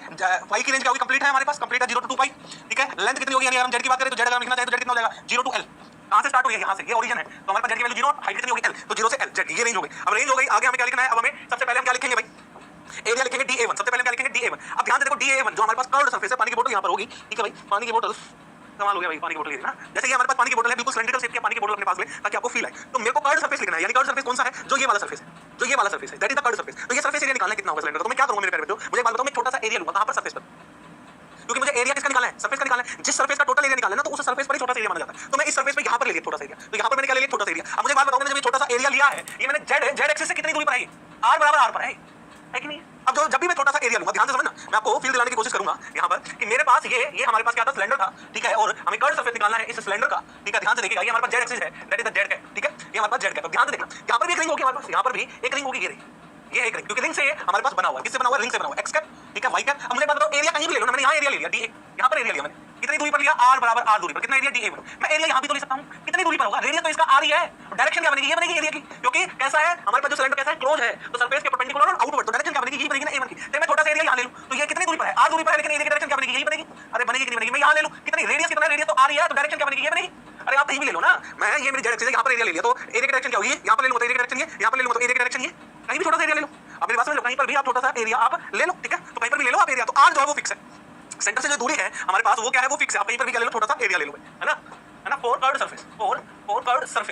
सरफेस के बारे में हम बात कर रहे हैं, ठीक है। कर्व्ड सरफेस के लिए बात कर रहे हैं। मुझे बात बताओ, डीएल क्या बनेगा, डीएल किसके बराबर था, डीआर आर कैप, ये क्या है, आर डी फाई कैप। फिर हमारे पास क्या था, डीजेड जेड कैप। फिक्स क्या है, जब हम एरिया लिख रहे हैं, आर बराबर आर हमारे पास फिक्स है भाई, ये हमेशा फिक्स है। जो फिक्स है उसको हम क्या करेंगे, छोड़ देंगे, तो इसको हम छोड़ देंगे, बाकी को क्या करेंगे, मल्टीप्लाई। तो dA1 हमारे पास कितना आ जाएगा, यहाँ से आया r d phi d z. Direction क्या हुई, जो फिक्स हुई है वही डायरेक्शन, जो फिक्स हुई है वही direction, that is the area. तो ये हमारे पास एक छोटा सा एरिया है जो dA1 हमने लिखा है। तो यहाँ पर हमने जो छोटा सा एरिया लिया था वो कितना आया एरिया, वो ये आया। अगर मुझे टोटल कर्व्ड सरफेस एरिया निकालना है तो क्या करूंगा, इंटीग्रेशन, ठीक है। तो हम क्या कर देंगे, यहाँ पर इंटीग्रेशन कर देंगे। हम क्या कर देंगे बच्चों, यहाँ पर इंटीग्रेशन कर देंगे। तो मैंने यहाँ पर इंटीग्रेशन कर दिया, सरफेस है तो दो बार इंटीग्रेशन होगा, आर डी फाई डीजेड, ठीक है। तो हमारे पास देखो आर किसके बराबर है, आर कैपिटल आर के बराबर, तो ये वैल्यू यहाँ पुट कर दूंगा, तो capital r d phi d z, और कैपिटल आर बाहर आ जाएगी, कैपिटल आर बाहर आ जाएगी, अंदर क्या बचा डी फाई, और यहाँ पर क्या बचा डी जेड। अब देखो रेंज, रेंज हमारे पास जेड की रेंज 0 to l, फाई की रेंज 0 to पाई, जेड की रेंज क्या है 0 to l, और फाई की रेंज क्या है 0 to 2 पाई। तो कर्व सरफेस एरिया कितना है हमारे पास बताओ, r into में 2 पाई into में l, तो a1 कितना आ गया हमारे पास 2 पाई r l, that is the curve surface area. तो कर्व सरफेस एरिया है वो हमने निकाल दिया, that is the curve surface area. अच्छा जी, अब हम एरिया किसका कैलकुलेट करेंगे, लोअर प्लेट का, ठीक है, एरिया है ना for lower plate, lower circular plate, हम लोअर सर्कुलर प्लेट की बात कर रहे हैं। तो लोअर सर्कुलर प्लेट की हम चर्चा करेंगे, फिक्स क्या है, सबसे पहले लिखो डीएल, डीएल हमारे पास dr r कैप, फिर हमारे पास r d phi phi cap, फिर हमारे पास d z z कैप, तब तक याद हो जाना चाहिए, बार-बार इसलिए लिख रहा हूं कि आप लोगों को याद रहे। अब मुझे बात बताओ, ये नीचे वाली प्लेट है ना, तो ये हमारे पास जो नीचे वाली प्लेट है, जैसे पानी की बोतल है, तो नीचे जो बॉटम है ये सर्कुलर प्लेट है ना भाई, एरिया की वैल्यू क्या होगी, छोटा सा एरिया कहीं भी ले लो, इस सर्कुलर प्लेट पे छोटा सा एरिया बीच में ले लो, तो बिल्कुल एंड में ले लो, कहीं पर भी ले लो, नीचे वाले जेड की वैल्यू क्या है, नीचे वाली प्लेट के लिए जेड हमेशा 0 बनेगा ना। आप जब ये छोटा सा एरिया लिख रहे हैं, आप जब ये छोटा सा एरिया आप जब लिख रहे हैं, तो जेड हमेशा 0 होगा, यहाँ ले लो एरिया, तो यहाँ ले लो एरिया, तो यहाँ ले लो, जेड की वैल्यू हमेशा 0 रहेगी। मैंने क्या कहा था, सरफेस एरिया जब भी लिखते हैं तो एक वेरिएबल हमेशा फिक्स रहेगा, तो z इक्वल टू 0 हमारे पास क्या फिक्स है, जो फिक्स है उसको छोड़ दो, तो हम इसको यहाँ पर छोड़ देते हैं, बाकी दो को मल्टीप्लाई कर देंगे, तो हमारे पास कितना आएगा d2, हमारे पास आ गया r dr d5, डायरेक्शन क्या होगी z कैप आएगा प्लस माइनस, यहाँ से देखें ये डायरेक्शन प्लस z कैप है, तो ये माइनस z कैप, ये हमारे पास क्या आएगी माइनस z कैप। क्या गया, अगर आपको एरिया निकालना है सर्कुलर प्लेट का तो a2, तो क्या करेंगे, दो बार इंटीग्रेशन r dr d5, तो हमारे पास आया r dr, ये कितना है d5, पाई की वैल्यू कहां से कहां तक है 0 से 2 पाई, r की वैल्यू कहां से कहां तक है 0 से r, रेंज तो हमारे पास कितना आ गया r स्क्वायर बाय 2 इनटू में 2 पाई, तो एरिया कितना है पाई r स्क्वायर, लोअर प्लेट का एरिया कितना है पाई r स्क्वायर। इसी तरीके से अपर प्लेट की अपन बात कर रहे हैं, और अपर सर्कुलर प्लेट, अपर सर्कुलर प्लेट, ऊपर वाली जो सर्कुलर प्लेट है उसकी हम बातचीत कर रहे हैं। तो बताओ ऊपर वाली सर्कुलर प्लेट के लिए क्या फिक्स है, अरे भाई ओरिजिन से कितनी हाइट पर छोटा सा एरिया कहीं भी ले लो, z इक्वल टू l रहेगा, फिक्स रहेगा कि नहीं रहेगा, ऊपर वाली प्लेट के लिए बिल्कुल रहेगा हमारे पास। तो वही तरीका है, डीएल लिखो, डीएल हमारे पास क्या है dr r है, फिर आया r d फाई फाई है, फिर हमारे पास आया d z z है, फिक्स क्या है हमारे पास z बराबर l, हमारे पास फिक्स है, जो फिक्स है उसको छोड़ दो, इसको छोड़ देंगे, तो एरिया कितना आ जाएगा हमारे पास क्या आ जाएगा r dr d phi, direction क्या बना z है, ठीक है। अगर आपको टोटल एरिया निकालना है तो आप दो बार इंटीग्रेशन करो r dr और d फाई, पाई की वैल्यू रेंज हमें पता है 0 से 2 पाई, और r की 0 से r कितना आ गया पाई r स्क्वायर। तो ऊपर वाली सर्कुलर प्लेट का एरिया पाई r स्क्वायर, नीचे वाली सर्कुलर प्लेट का area pi r square, curve surface area 2 पाई r, तो हमने तीनों चीजें निकाल दी। अगला है हमें वॉल्यूम निकालनी है, तो हमें क्या निकालनी है वॉल्यूम, वॉल्यूम कैसे निकालेंगे भाई, है ना, फॉर वॉल्यूम, और वॉल्यूम हम वॉल्यूम के लिए बात कर रहे हैं। अब हम वॉल्यूम कैलकुलेट करें कि भाई सिलेंडर की टोटल वॉल्यूम कितनी होगी, आप लोगों को पता है कितनी होगी, लेकिन वॉल्यूम कैलकुलेट करते हैं तो हमारे पास ये सिलेंडर था, हमारे पास ये सिलेंडर था भाई, बिल्कुल सिलेंडर था, ठीक है, और ये हमारे पास जेड एक्सिस, ये एक्स एक्सिस, और ये वाई एक्सिस, ठीक है, और ये हमारे पास जेड का, तो मैंने छोटा सा वॉल्यूम ले लिया, ये छोटा सा वॉल्यूम, ठीक है, कितनी दूरी पर ले लिया, r दूरी पर छोटा सा वॉल्यूम ले लिया। अरे ध्यान से देखो ये हमारे पास कितनी दूरी पर है, जेड एक्सिस से कितनी दूरी पर है, r दूरी, तो कितना है dv, सिलेंड्रिकल कोऑर्डिनेट में dv कैसे लिखते हैं, r dr d phi dz, ये छोटा सा वॉल्यूम, टोटल वॉल्यूम कैलकुलेट करना है तो हम क्या करते हैं इसका इंटीग्रेट, तो r dr d phi dz, तो टोटल वॉल्यूम के लिए हम इसका 3 बार इंटीग्रेशन करेंगे, r dr d phi dz, तो हमारे पास आया r dr, फिर हमारे पास आया d फाई, फिर हमारे पास आया dz, जेड की वैल्यू कहां से कहां तक 0 से l, फाई की वैल्यू 0 से 2 पाई, और रेडियस हमारे पास 0 से r, ठीक है। तो वॉल्यूम हमारे पास कितना आया यहां से r स्क्वायर बाय 2 इनटू में 2 पाई इनटू में l, तो हमारे पास वॉल्यूम कितना आ गया v equal to pi r square l, that is the volume of the cylinder, इस सिलेंडर की वॉल्यूम। बड़ा ही सिंपल सा, ठीक है, बड़ा ही सिंपल सा। अब हम थोड़ा सा देखो, आप कैलकुलेट कर लोगे, है ना, अब आप कैलकुलेट कर लोगे, थोड़ा रेंज के लिए अपन थोड़ा सा देख लेते हैं, फिर एक अच्छा क्वेश्चन कराऊंगा मैं आप लोगों को, जैसे चलो क्वेश्चन करते हैं डायरेक्ट, उससे आप लोगों को समझ आ जाएगी, ठीक है। मेरे पास आप लोगों ने देखा होगा कि हमारे पास एक केक है, और केक जो है, केक देखा केक कैसा बनाते हैं, केक हमारे पास सिलेंड्रिकल शेप का होता है केक, है ना, केक जब भी आपने खाया तो सिलेंड्रिकल शेप का, तो केक के 4 हिस्से कर दो, तो 4 हिस्से में से एक हिस्सा मैंने निकाल लिया, केक के मैंने 4 हिस्से करे, उसमें से एक हिस्सा मैंने निकाल लिया, ठीक है, ये है x cap, y cap, z cap, ठीक है भाई। हमारे पास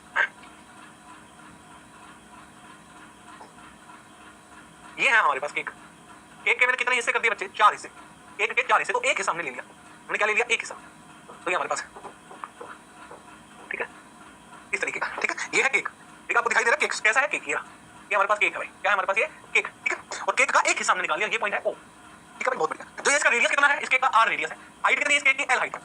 अब आप ध्यान से देखोगे तो इस केक का, अगर मैं आपसे पूछूं इस केक का वॉल्यूम बताओ कितना हुआ भाई, हमने टोटल जो हमारे पास केक था उसका हमने 1/4 हिस्सा ले लिया, 1/4 हिस्सा हमारे पास ये, ठीक है। तो इसके एरिया आपको लिखना है, जो ऊपर आपको जो हिस्सा दिखाई दे रहा है उसका एरिया क्या होगा, नामकरण कर देते हैं, नामकरण से थोड़ा ज्यादा आसान रहेगा, ठीक है, a b d, ठीक है, ये आ गया, फिर आगे a b c, फिर d e o, ये हमारे पास आ गया, ठीक है, क्लियर है ना। तो अब आपको दिखाई दे रहे होंगे फेसेस, कितने फेसेस हैं, एक ये हमारे पास है एक्स जेड प्लेन में a b o e, एक फेस ये रहा, एक फेस हमारे पास ये रहा b c d o, ठीक है, एक हमारे पास सामने जो कर्व है वो कितने हो गए, 3, एक ऊपर जो है वो, और एक नीचे जो है 4, तो हमारे पास 4 फेसेस है, तो इनके एरिया लिखने हैं आपको, इनका क्या लिखना है आपको, एरिया लिखना है। जैसे जो ऊपर वाला आपको जो दिखाई दे रहा है, ठीक है, ये जो आपको दिखाई दे रहा है, ये वाला ए बी सी फेस, ठीक है, इस पर मैंने एक छोटा सा एरिया लिया, क्या लिया मैंने इसका डी ए, छोटा सा एरिया, कौन से फेस का, ए बी सी फेस, तो ये वैल्यू क्या होगी, ठीक है। फिर एक नीचे है, नीचे ध्यान से देखो, ये रहा जो एक्स वाई प्लेन में, तो यहाँ पर मैंने एक छोटा सा एरिया लिया, ये रहा डी, ये हमारे पास कौन सा है, अगर बात करें डी ई ओ, इसका ये क्या होगा। फिर मेरे पास आपको एक और फेस दिखाई देगा, ध्यान से देखोगे तो ये रहा, ठीक है, इस पर मैंने एक छोटा सा एरिया ले लिया यहाँ पर, ये लिया, ठीक है, बराबर लगेगा नहीं, यहाँ पर ये वाला एक छोटा सा एरिया ले लिया, ये रहा हमारा, ठीक है, ए बी ओ ई, ठीक है, ये एरिया बताओ कितना होगा, छोटा सा हम कैसे लिखें। फिर मैंने एक एरिया ये ले लिया, किधर होगा, इधर होगा, ये रहा हमारा बी सी डी ओ, तो ये छोटा सा एरिया क्या होगा। एक हमने जो एक कर्व्ड सरफेस है उसका ले लिया, हम जो कर्व्ड सरफेस जो है उस पर हमने छोटा सा एरिया बना दिया, कर्व्ड सरफेस पर, ये रहा, ठीक है, ये हमने ऐसे बना दिया, ठीक है, यहाँ पर हम ले लेते हैं कर्व्ड सरफेस पे, ये बनेगा हमारे पास कर्व्ड सरफेस पे, यानी हमारे पास ए सी डी ई, ए सी डी ई। तो ये छोटा सा एरिया क्या होगा, छोटे छोटे एरिया आप लोगों को बताना है। सबसे पहले रेंज बता दो, जो बच्चा रेंज बता देगा तो बात बन जाएगी। जिसने रेंज एक बार समझ ली, रेंज क्या होगी, रेंज एक बार लिख ली तो बाकी सारी चीजें हो जाएगी। ठीक है, बहुत बड़ी एक बच्चे ने कहा है मोहित का 0 से r 0 से पाई बाय 2 0 से l, और कोई बच्चा रेंज आपको समझ ली। ठीक है, रेंज क्या होगी, अगर रेंज समझ में आया तो सारी चीज समझ में आएगी। तो हम पहले रेंज की बात कर ले। सबसे पहले बात करते हैं r, r की रेंज क्या होगी 0 टू रेडियस, किस रेडियस का है, कैपिटल R रेडियस का है, बहुत बढ़िया। फिर हम बात करते हैं पाई, पाई की रेंज कहां होगी 0 टू पाई बाय 2 90 डिग्री है। फिर हम z की बात करें, z हमारे पास क्या है 0 टू l, बहुत बढ़िया। कुछ बच्चे को रेंज समझ में आई, कुछ को नहीं आई। अभी जिनको नहीं आई उनको हम समझा देते हैं। हमारे पास क्या है, केक है, कैसी फॉर्म का है, सिलेंड्रिकल फॉर्म का। ध्यान से देखना, यहां से आपको चीजें क्लियर होंगी।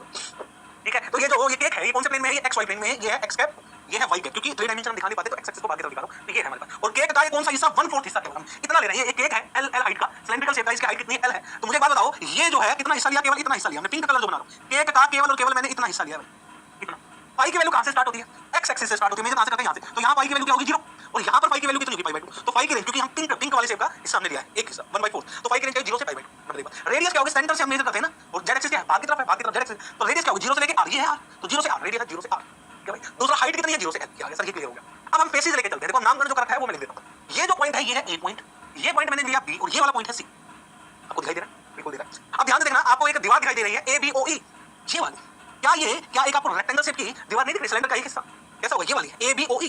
अगर मैं बनाऊं यहां पर फिगर, अगर मैं फिगर बनाऊं तो फिगर हमारे पास कैसी बनेगी, इस तरीके की बनेगी, x cap, y cap, z cap. हम बात किसकी कर रहे हैं, और ABOE फेस की बात कर रहे हैं। ये वाला फेस ले रहे हैं। तो ये फेस कौन सा है हमारे पास, ये वाला फेस है हमारे पास। ये पॉइंट है A, ये पॉइंट है B, ये पॉइंट है O, और ये पॉइंट है E।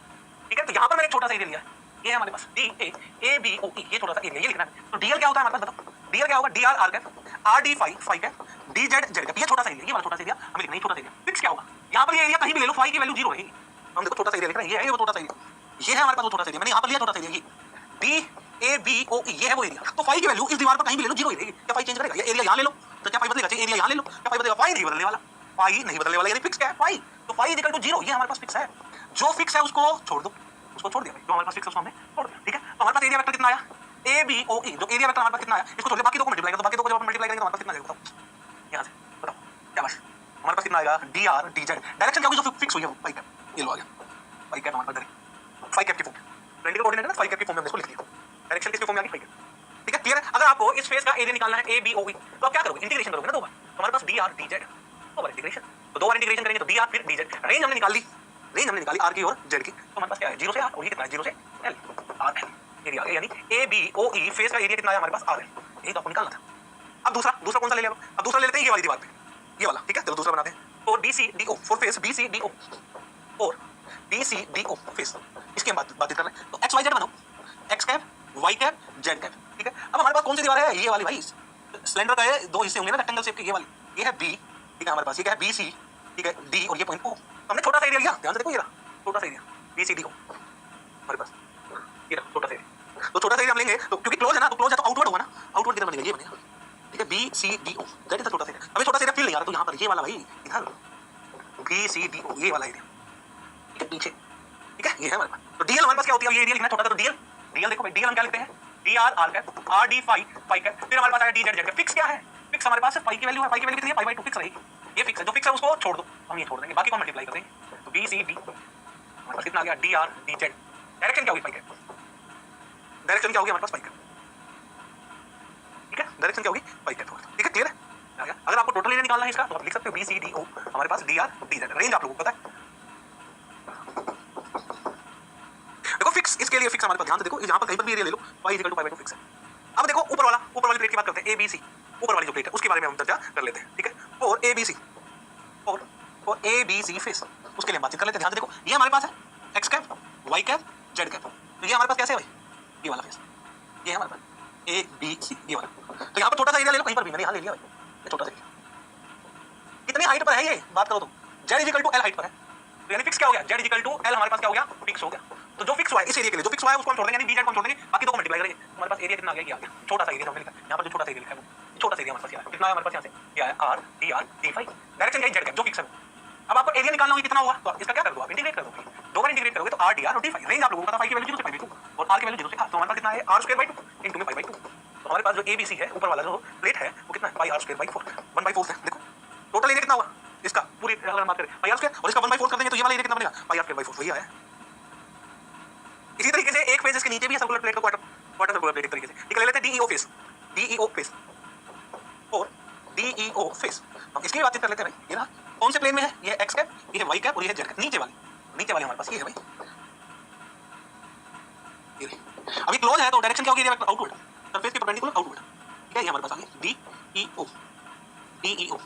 फिक्स क्या है, अगर हम बात करें जेड की वैल्यू फिक्स है, इसकी क्या है 0, ये हमारे पास फिक्स है। हम क्या कर देंगे, जेड छोड़ देंगे, बाकी दो को मल्टीप्लाई कर देंगे, तो एरिया कितना है हमारे पास DEO, ये छोटा सा एरिया हमारे पास है R D5। डायरेक्शन जो फिक्स हुआ है वो जेड का, प्लस का कि माइनस का, क्योंकि डायरेक्शन पॉजिटिव है तो ये माइनस है। ठीक है, क्लियर है। अगर आपको इसका एरिया कैलकुलेट करना पड़ जाए तो क्या आप एरिया निकाल सकते हो, बिल्कुल निकाल सकते हैं ना भाई। अगर आपको एरिया निकालना हो तो DEO का, तो हमारे पास क्या है R D5 है, तो एरिया निकालना, इंटीग्रेट करो 2 बार, एरिया आ गया इस वाले फेस का R D5। पाई की वैल्यू 0 से पाई बाई 2 और ये 0 से R कितना है, पाई R²/4। अब एक फेस बच गया, कौन सा बच गया, ध्यान से देखो, ये सामने वाला जो कर्व्ड है, ये वाला सामने वाला।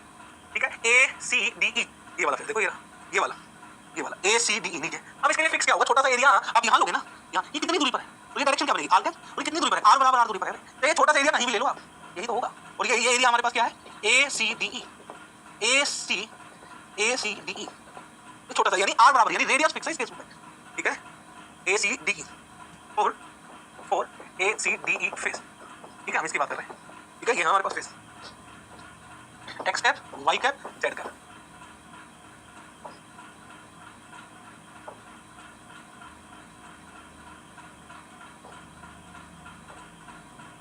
ये वाला ओरिजिन से हम कितनी दूरी पर एरिया ले रहे हैं, ओरिजिन से हम ले रहे हैं R बराबर R दूरी पर, और एरिया कितना है हमारे पास, ये ACDE, ये पॉइंट है। तो फिक्स क्या है हमें, R बराबर R फिक्स है, तो पहली टर्म हम क्या करेंगे, छोड़ देंगे, तो दूसरी टर्म हम लिख देंगे, बाकी दो को मल्टीप्लाई करेंगे, तो बाकी दो को मल्टीप्लाई करेंगे, कितना है R D5 D। डायरेक्शन क्या होगी, जो फिक्स हुआ है वो R का। अब R की वैल्यू तो फिक्स है, तो ये वैल्यू पुट कर दो, अरे ये तो फिक्स है ना, यहाँ पर रख दो, सिंपल सी बात है।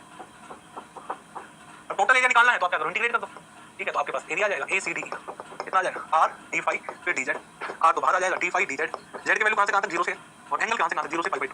हमारे पास एंगल एरिया कितना हो गया, ACDE कितना एरिया हो गया इसका, हमारे पास इस वाले फेस का पास है पाई RL। टोटल कितना होता है कर्व सरफेस एरिया सिलेंडर का, 2 पाई RL, और उसका 1/4 कर देंगे, कितना आ जाएगा, क्या आ जाएगा। हाँ भाई बताओ सर, अब वो में नेगेटिव होगा ना विशाल, कहाँ पर बच्चे, इसके अंदर मैंने इसके अंदर, हाँ इसमें माइनस जेड आएगा, इसमें माइनस, इसमें तो माइनस जेड आएगा, और इसमें हमारे पास प्लस जेड आएगा। बताओ बाकी सर, मेरा इंटीग्रेशन करने में प्रॉब्लम होता है, प्लीज हेल्प भाई, प्रैक्टिस करो, इंटीग्रेशन के फॉर्मूले उठाओ, बेसिक फॉर्मूले उठाओ, और उनको घर पे बैठ के सोल्व करो, और कोई उपाय नहीं है। इंटीग्रेशन के आपको नहीं आता, बिल्कुल नहीं आता, तो इंटीग्रेशन के बहुत सारे लेक्चर पड़े हुए हैं जो टीचरों ने पढ़ा रखे हैं, उनके हेल्प लो, +1 +2 के बहुत सारे टीचर ने बहुत अच्छा पढ़ाया हुआ है यूट्यूब पर, तो वहाँ से जाकर इंटीग्रेशन सीखो, और भाई प्रैक्टिस करो, जितनी ज़्यादा प्रैक्टिस करोगे बिना इंटीग्रेशन के काम नहीं चलेगा, तो प्रैक्टिस करो। ठीक है, किसी को अगर कोई डाउट है तो प्लीज पूछे, सब कुछ सोल्व हो गया सर, बहुत बढ़िया। अंगूठा बनाकर भेजिए जिसको क्लियर है, अंगूठा बनाकर भेजिए, क्योंकि उससे मुझे क्लियर होगा, कमेंट नहीं पढ़ पाऊंगा, कमेंट चलते तो स्पीड में चलते। तो माइनस जेड क्यों आया DO के लिए, मैंने सत्यम भाई एक बात बोली थी, क्लोज सरफेस, याद करो, क्लोज सरफेस में एरिया वेक्टर की डायरेक्शन सरफेस के परपेंडिकुलर होगी और आउटवर्ड होगी, बाहर की तरफ, तो सरफेस के परपेंडिकुलर एंड आउटवर्ड। देखो भाई, तो सरफेस के परपेंडिकुलर, तो हमारे पास ये क्या है भाई सत्यम, ये क्लोज है, तो सरफेस के परपेंडिकुलर और आउटवर्ड। अगर ये डायरेक्शन जेड कैप है तो ये हमारे पास क्या है, माइनस ऑफ जेड कैप। ठीक है, क्या बात, बहुत बढ़िया भाई। देखो आपके और मेरे बीच में एक मात्र तरीका है चीजों को समझने का कि क्लास सही फ्लो में जा रही है, सही तरीके से जा रही है कि नहीं जा रही, वो है हमारा आपके बीच का कमेंट। तो अंगूठा बना के भेजा करें, उससे मुझे क्लियर हो जाता है कि सब चीज ठीक चल रहा है ना। तो अब वो में नेगेटिव आएगी डायरेक्शन, है ना, फिक्स टोटल एरिया में डायरेक्शन क्यों नहीं आती भाई, टोटल एरिया में डायरेक्शन आएगी ही नहीं, यही तो मैं आपको बता रहा हूँ भाई। अलग अलग फेस है ना, तो उसको अलग अलग फेस कंप्लीट करते हैं भाई, उसको अलग निकालेंगे, इसका अलग निकालेंगे। ठीक है, लेने में प्रॉब्लम हो जा रही है, प्रैक्टिस करो जो मैंने पढ़ाया उसी को। हाँ भाई, एक बच्चा कह रहा है नेगेटिव, क्या कह रहा है कि कौन सा नेगेटिव आएगा, कौन सा सर, ABOE फेस में डायरेक्शन नेगेटिव पाई होगी, आपने मिस हो गया। नहीं भाई, नेगेटिव नहीं होगी, इसको आप इस तरीके से देखिएगा, आप इस तरीके से देखिएगा, मैं आपको बताता हूँ, ध्यान से समझने की कोशिश करना। अब आपने यूनिट वेक्टर पढ़ा होगा, यूनिट वेक्टर देखो, मैं आपको एक तरीके से मैं आपको क्लियर कर देता हूँ, ध्यान से समझने की कोशिश कीजिएगा। एक्स कैप, वाई कैप और जेड कैप एक दूसरे के परपेंडिकुलर होते हैं, और ये हमने पढ़ा है, पढ़ाई नहीं पढ़ाई, क्या है एक्स कैप, ये क्या है वाई कैप, ये क्या है जेड कैप, है कि नहीं, है ना। अच्छा, इसमें कैसे एक्स वाई के किसी भी सीक्वेंस में ले सकता हूँ क्या ये ठीक है, या मैंने फिर ये जो सीक्वेंस लिया ये ठीक है, x cap, y cap, z cap, कौन सा हमने जो यूनिट वेक्टर जो हमने 3 एक्सेस लिए, ये वाला पेयर ठीक है कि ये वाला ठीक है, सर दोनों ठीक हो जानी चाहिए।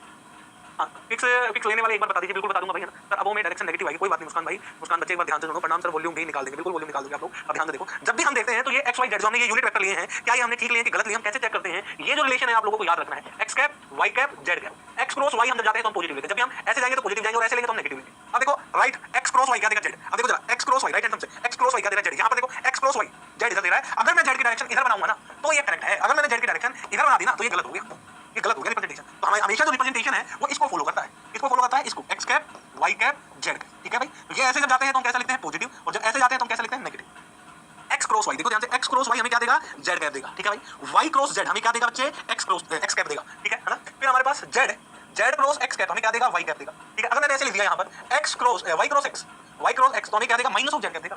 हमने लिख दिया z क्रॉस y तो ये हमें क्या देगा माइनस ऑफ x कर देगा। तो ये आपको ध्यान रखना सीक्वेंस। देखो x क्रॉस y क्या दे रहा है z, तो ये फिगर ठीक है। ठीक है, अब देखो जरा y क्रॉस z का x दे रहा है, y क्रॉस z x दे रहा है, बिल्कुल दे रहा है। z क्रॉस x क्या हमें y दे रहा है, z cross x cross product y दे रहा है। इसमें देखो इसमें y क्रॉस x करो, y क्रॉस x क्या देगा माइनस z, तो ये डायरेक्शन कैसी बनेगी माइनस z की, ये माइनस, तो z क्या बनेगी ये वाली, दैट इज द z। अब ये फिगर ठीक है, अब ये ठीक है, अब ये रिप्रेजेंटेशन ठीक।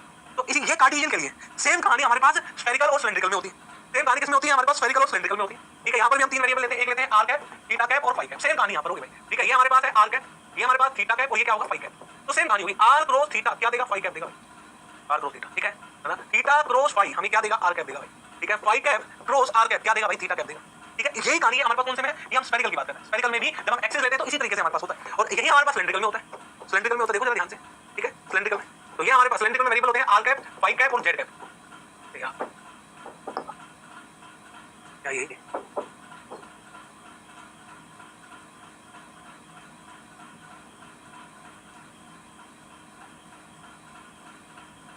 रुको यार,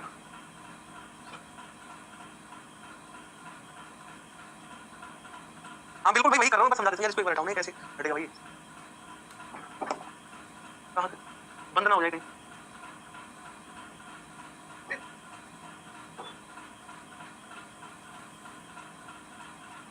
स्लाइड अपवर्ड, पक्का आज किसी आत्मा का साया है भाई। आइए क्या बोले यार ये,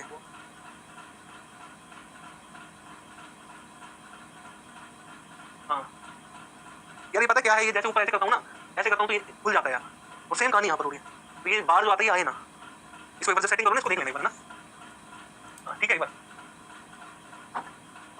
ठीक है। तो ये है आर कैप, ये है हमारे पास आर कैप, फिर से ये फाई कैप और ये जेड कैप। ठीक है, ऐसे जाते हैं तो हम पॉजिटिव लेते हैं और ऐसे जाते हैं तो हम नेगेटिव लेते हैं। सेम कहानी ऐसे, ऐसे जाते हैं तो पॉजिटिव लिखते हैं, ऐसे जाते हैं तो नेगेटिव लिखते हैं। अब आप लोगों का सवाल पर आ जाते हैं, ध्यान से देखना भाई। मुझे एक बात बताओ, आर की कौन सा था हमारे पास, किसके लिए हम बातचीत कर रहे थे, कौन सा पेज था हमारे पास, ये रहा ए बी ओ ई। ठीक है, ए बी ओ ई ये हमारे पास पेज था। तो मुझे एक बात बताओ, यहाँ से कितनी दूरी पर है, आर दूरी पर, ये दूरी आर है, अरे ये दूरी आर है, तो आर से ये डायरेक्शन क्या बनेगी, आर कैप बनेगी कि नहीं बनेगी। फाई का एंगल क्या होगा, फाई एंगल की डायरेक्शन क्या होगी हमारे पास, ध्यान से देखो। अरे क्या, ठीक है ध्यान से देखना, इस बात ध्यान से देखना, मैं आपको ये थोड़ा सा समझाता हूँ। ठीक है, इस फिगर के अंदर ध्यान से देखना, ये वाली फिगर, ये वाली फिगर है हमारे पास। ठीक है, ये वाली figure.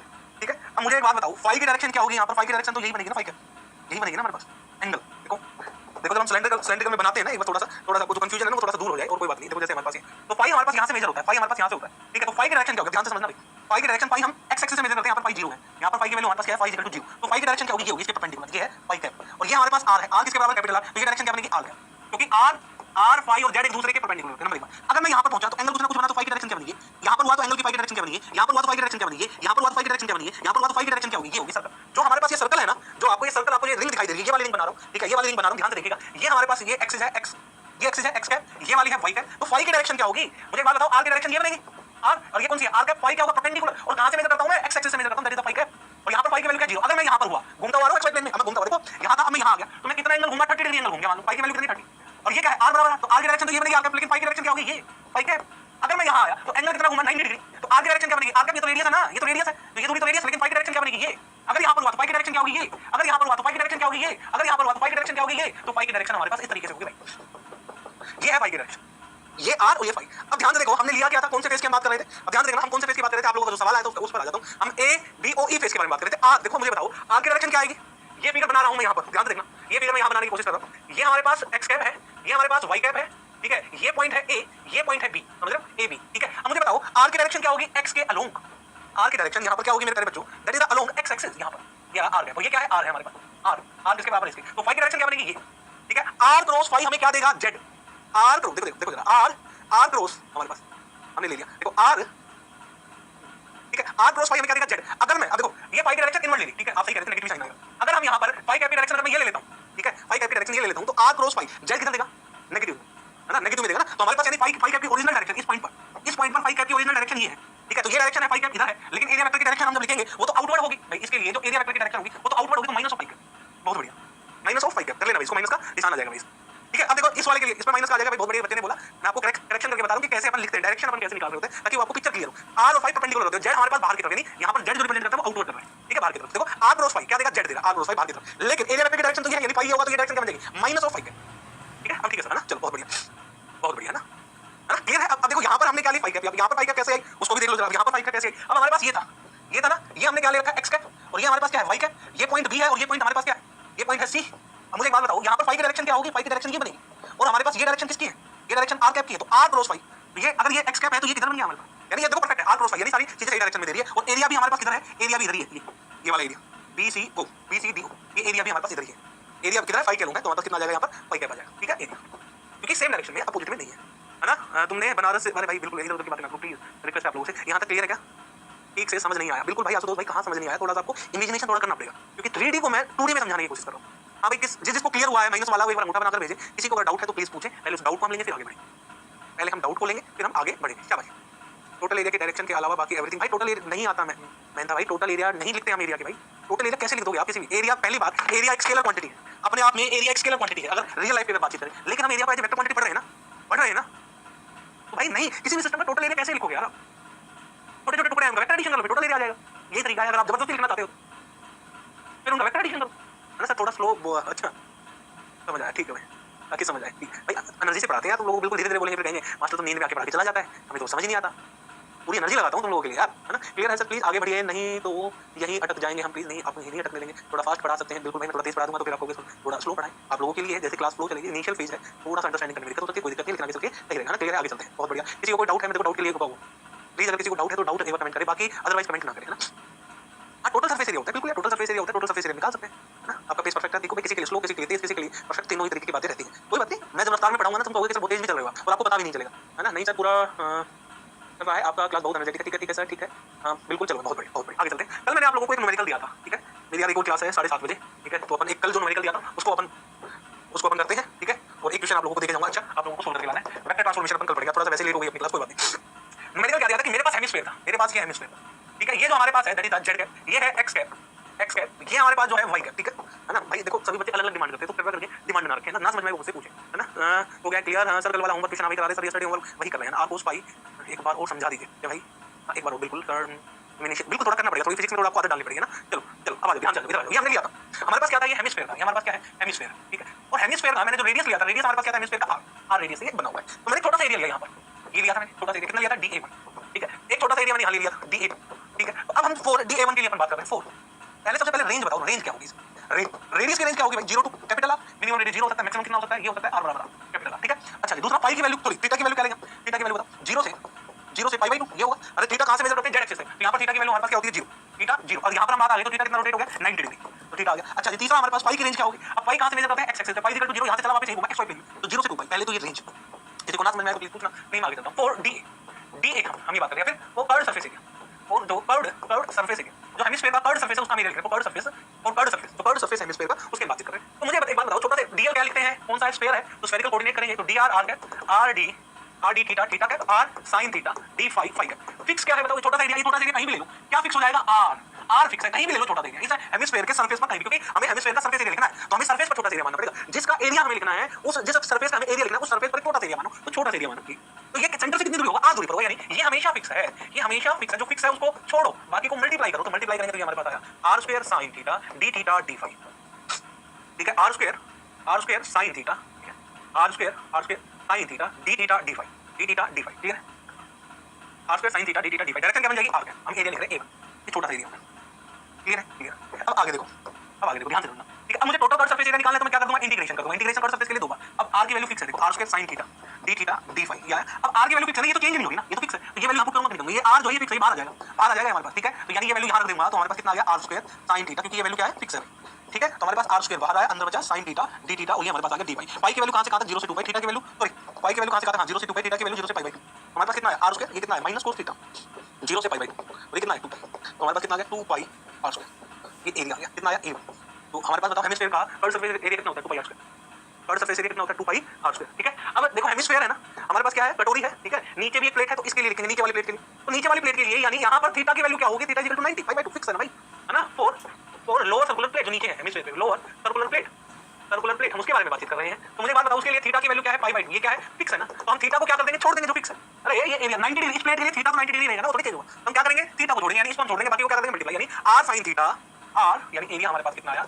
Are sine theta d theta d phi, direction क्या है? थीटा के आर, देखो ये फिक्स है, इसको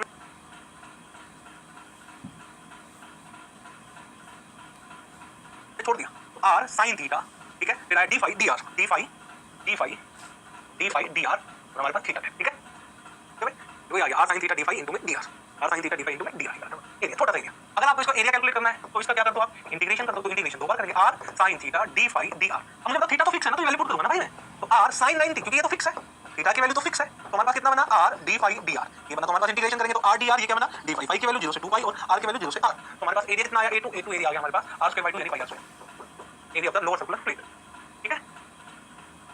पाई भी तो फिक्स है प्लेट के लिए, नहीं है भूमि, अरे भाई नहीं है, पाई कैसे फिक्स हो गया, मुझे एक बात बताओ, नीचे वाली सर्कुलर प्लेट आप लोगों को दिखाता हूं, सर्कुलर प्लेट है नीचे वाली सर्कुलर प्लेट, ये है x कैप, ये है y कैप, ठीक है, थीटा पाई बाय 2 ये फिक्स हो गया, ये क्लियर है, बिल्कुल क्लियर है। मुझे एक बात बताओ, एरिया इस नीचे वाली प्लेट पर कहीं भी ले सकता हूं ना, एरिया में यहां ले लूं, यहां पर मैंने एरिया ले लिया, यहां पर मैंने एरिया ले लिया, कितना एरिया लिया हमने बताओ बताओ, da2, ये एरिया ले लिया हमने da2, ठीक है। तो मुझे बात बताओ यहां पर पाई की वैल्यू क्या है 0, अगर मैं यहां एरिया ले लूं तो यहां पर मैंने एरिया ले लिया, तो पाई कितना एंगल हो गया, पाई की वैल्यू कुछ 30 डिग्री हो सकती है, अगर मैं यहां एरिया ले लूं तो पाई की वैल्यू 60 डिग्री, अगर मैं एरिया यहां ले लूं तो पाई की वैल्यू 90 डिग्री, क्योंकि एरिया तो मैं कहीं भी ले सकता हूं ना, इस सर्कुलर प्लेट में एरिया में कहीं भी ले सकता हूं, छोटा सा एरिया, ये जो छोटा सा एरिया है ना भाई, ये जो लिख रहा हूं, ये मैं यहां भी लिख सकता हूं, यहां पे लिखता हूं, तो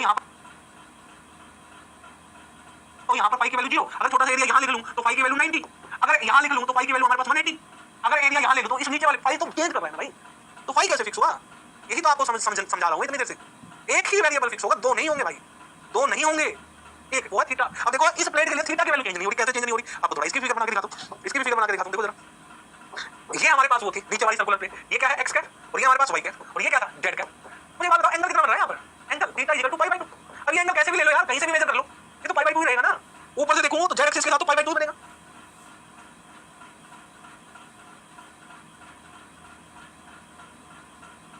थीटा। अब एक बच्चा करेगा थीटा की वैल्यू पाई बाय 2, पहला लेक्चर नहीं देखा क्या, z एक्सिस के साथ एंगल को मेजर करते हैं भाई, पहले वाला लेक्चर देख के आओ, ये हमारे पास कौन थी, कौन हमारे पास किस शेप का था, इस शेप का था, इस शेप का, और z एक्सिस से हम थीटा को मेजर करते हैं, तो थीटा कितना बना 0, और ये अलग-अलग रिंग से बना होता है हमारे पास, जो हमारे पास हम स्फीयर की बात करते हैं, तो ये वाली रिंग अलग-अलग रिंग मैंने आपको बहुत डिटेल में बताया, तो इस रिंग के लिए भाई z एक्सिस यहां से थीटा मेजर करने लगा, ये वाला xy प्लेन में रिंग प्रेजेंट होती है, तो थीटा की वैल्यू तो पाई बाय 2 आ जाएगी, z एक्सिस से मेजर करते हैं, पहला लेक्चर देखो भाई, नहीं देखा है भाई, क्लियर है। बाकी देखो यार अगली क्लास में हम पढ़ेंगे क्वेश्चन, आप लोगों को एक्सरसाइज देके जा रहा हूं, उसको सोल्व करना है, ठीक है। अगली क्लास में वेक्टर ट्रांसफॉर्मेशन पढ़ेंगे, साथ ही साथ ग्रेडियंट कर्ल और डाइवर्जेंस क्या होता है उस पर भी हम चर्चा करेंगे, बहुत आसान सा है आपको, ठीक है। अगले यानी कल अपनी मुलाकात होगी, यहां तक क्लियर है भाई। मेरी क्लास है 7:30 बजे, मैं नहीं करवा सकता, नहीं मैं पढ़ाई देता ना, ठीक है, कोई बात नहीं, कल कर लेंगे वेक्टर ट्रांसफॉर्मेशन, हमें ऐसी कोई वो नहीं है, कल वेक्टर ट्रांसफॉर्मेशन के साथ साथ हम सीधा क्या करेंगे, ग्रेडियंट क्या होता है, डाइवर्जेंस क्या होता है, कर्ल क्या होता है, उस पर भी हम चर्चा करेंगे, ठीक है बच्चों। तो आप इसको एक क्वेश्चन लो, आप लोगों के लिए क्वेश्चन है मेरे पास, ठीक है, क्वेश्चन है, क्वेश्चन क्या है भाई, ध्यान से देखना कि ये है हमारे पास, ये है x कैप y कैप, ठीक है, बस इस तरीके से,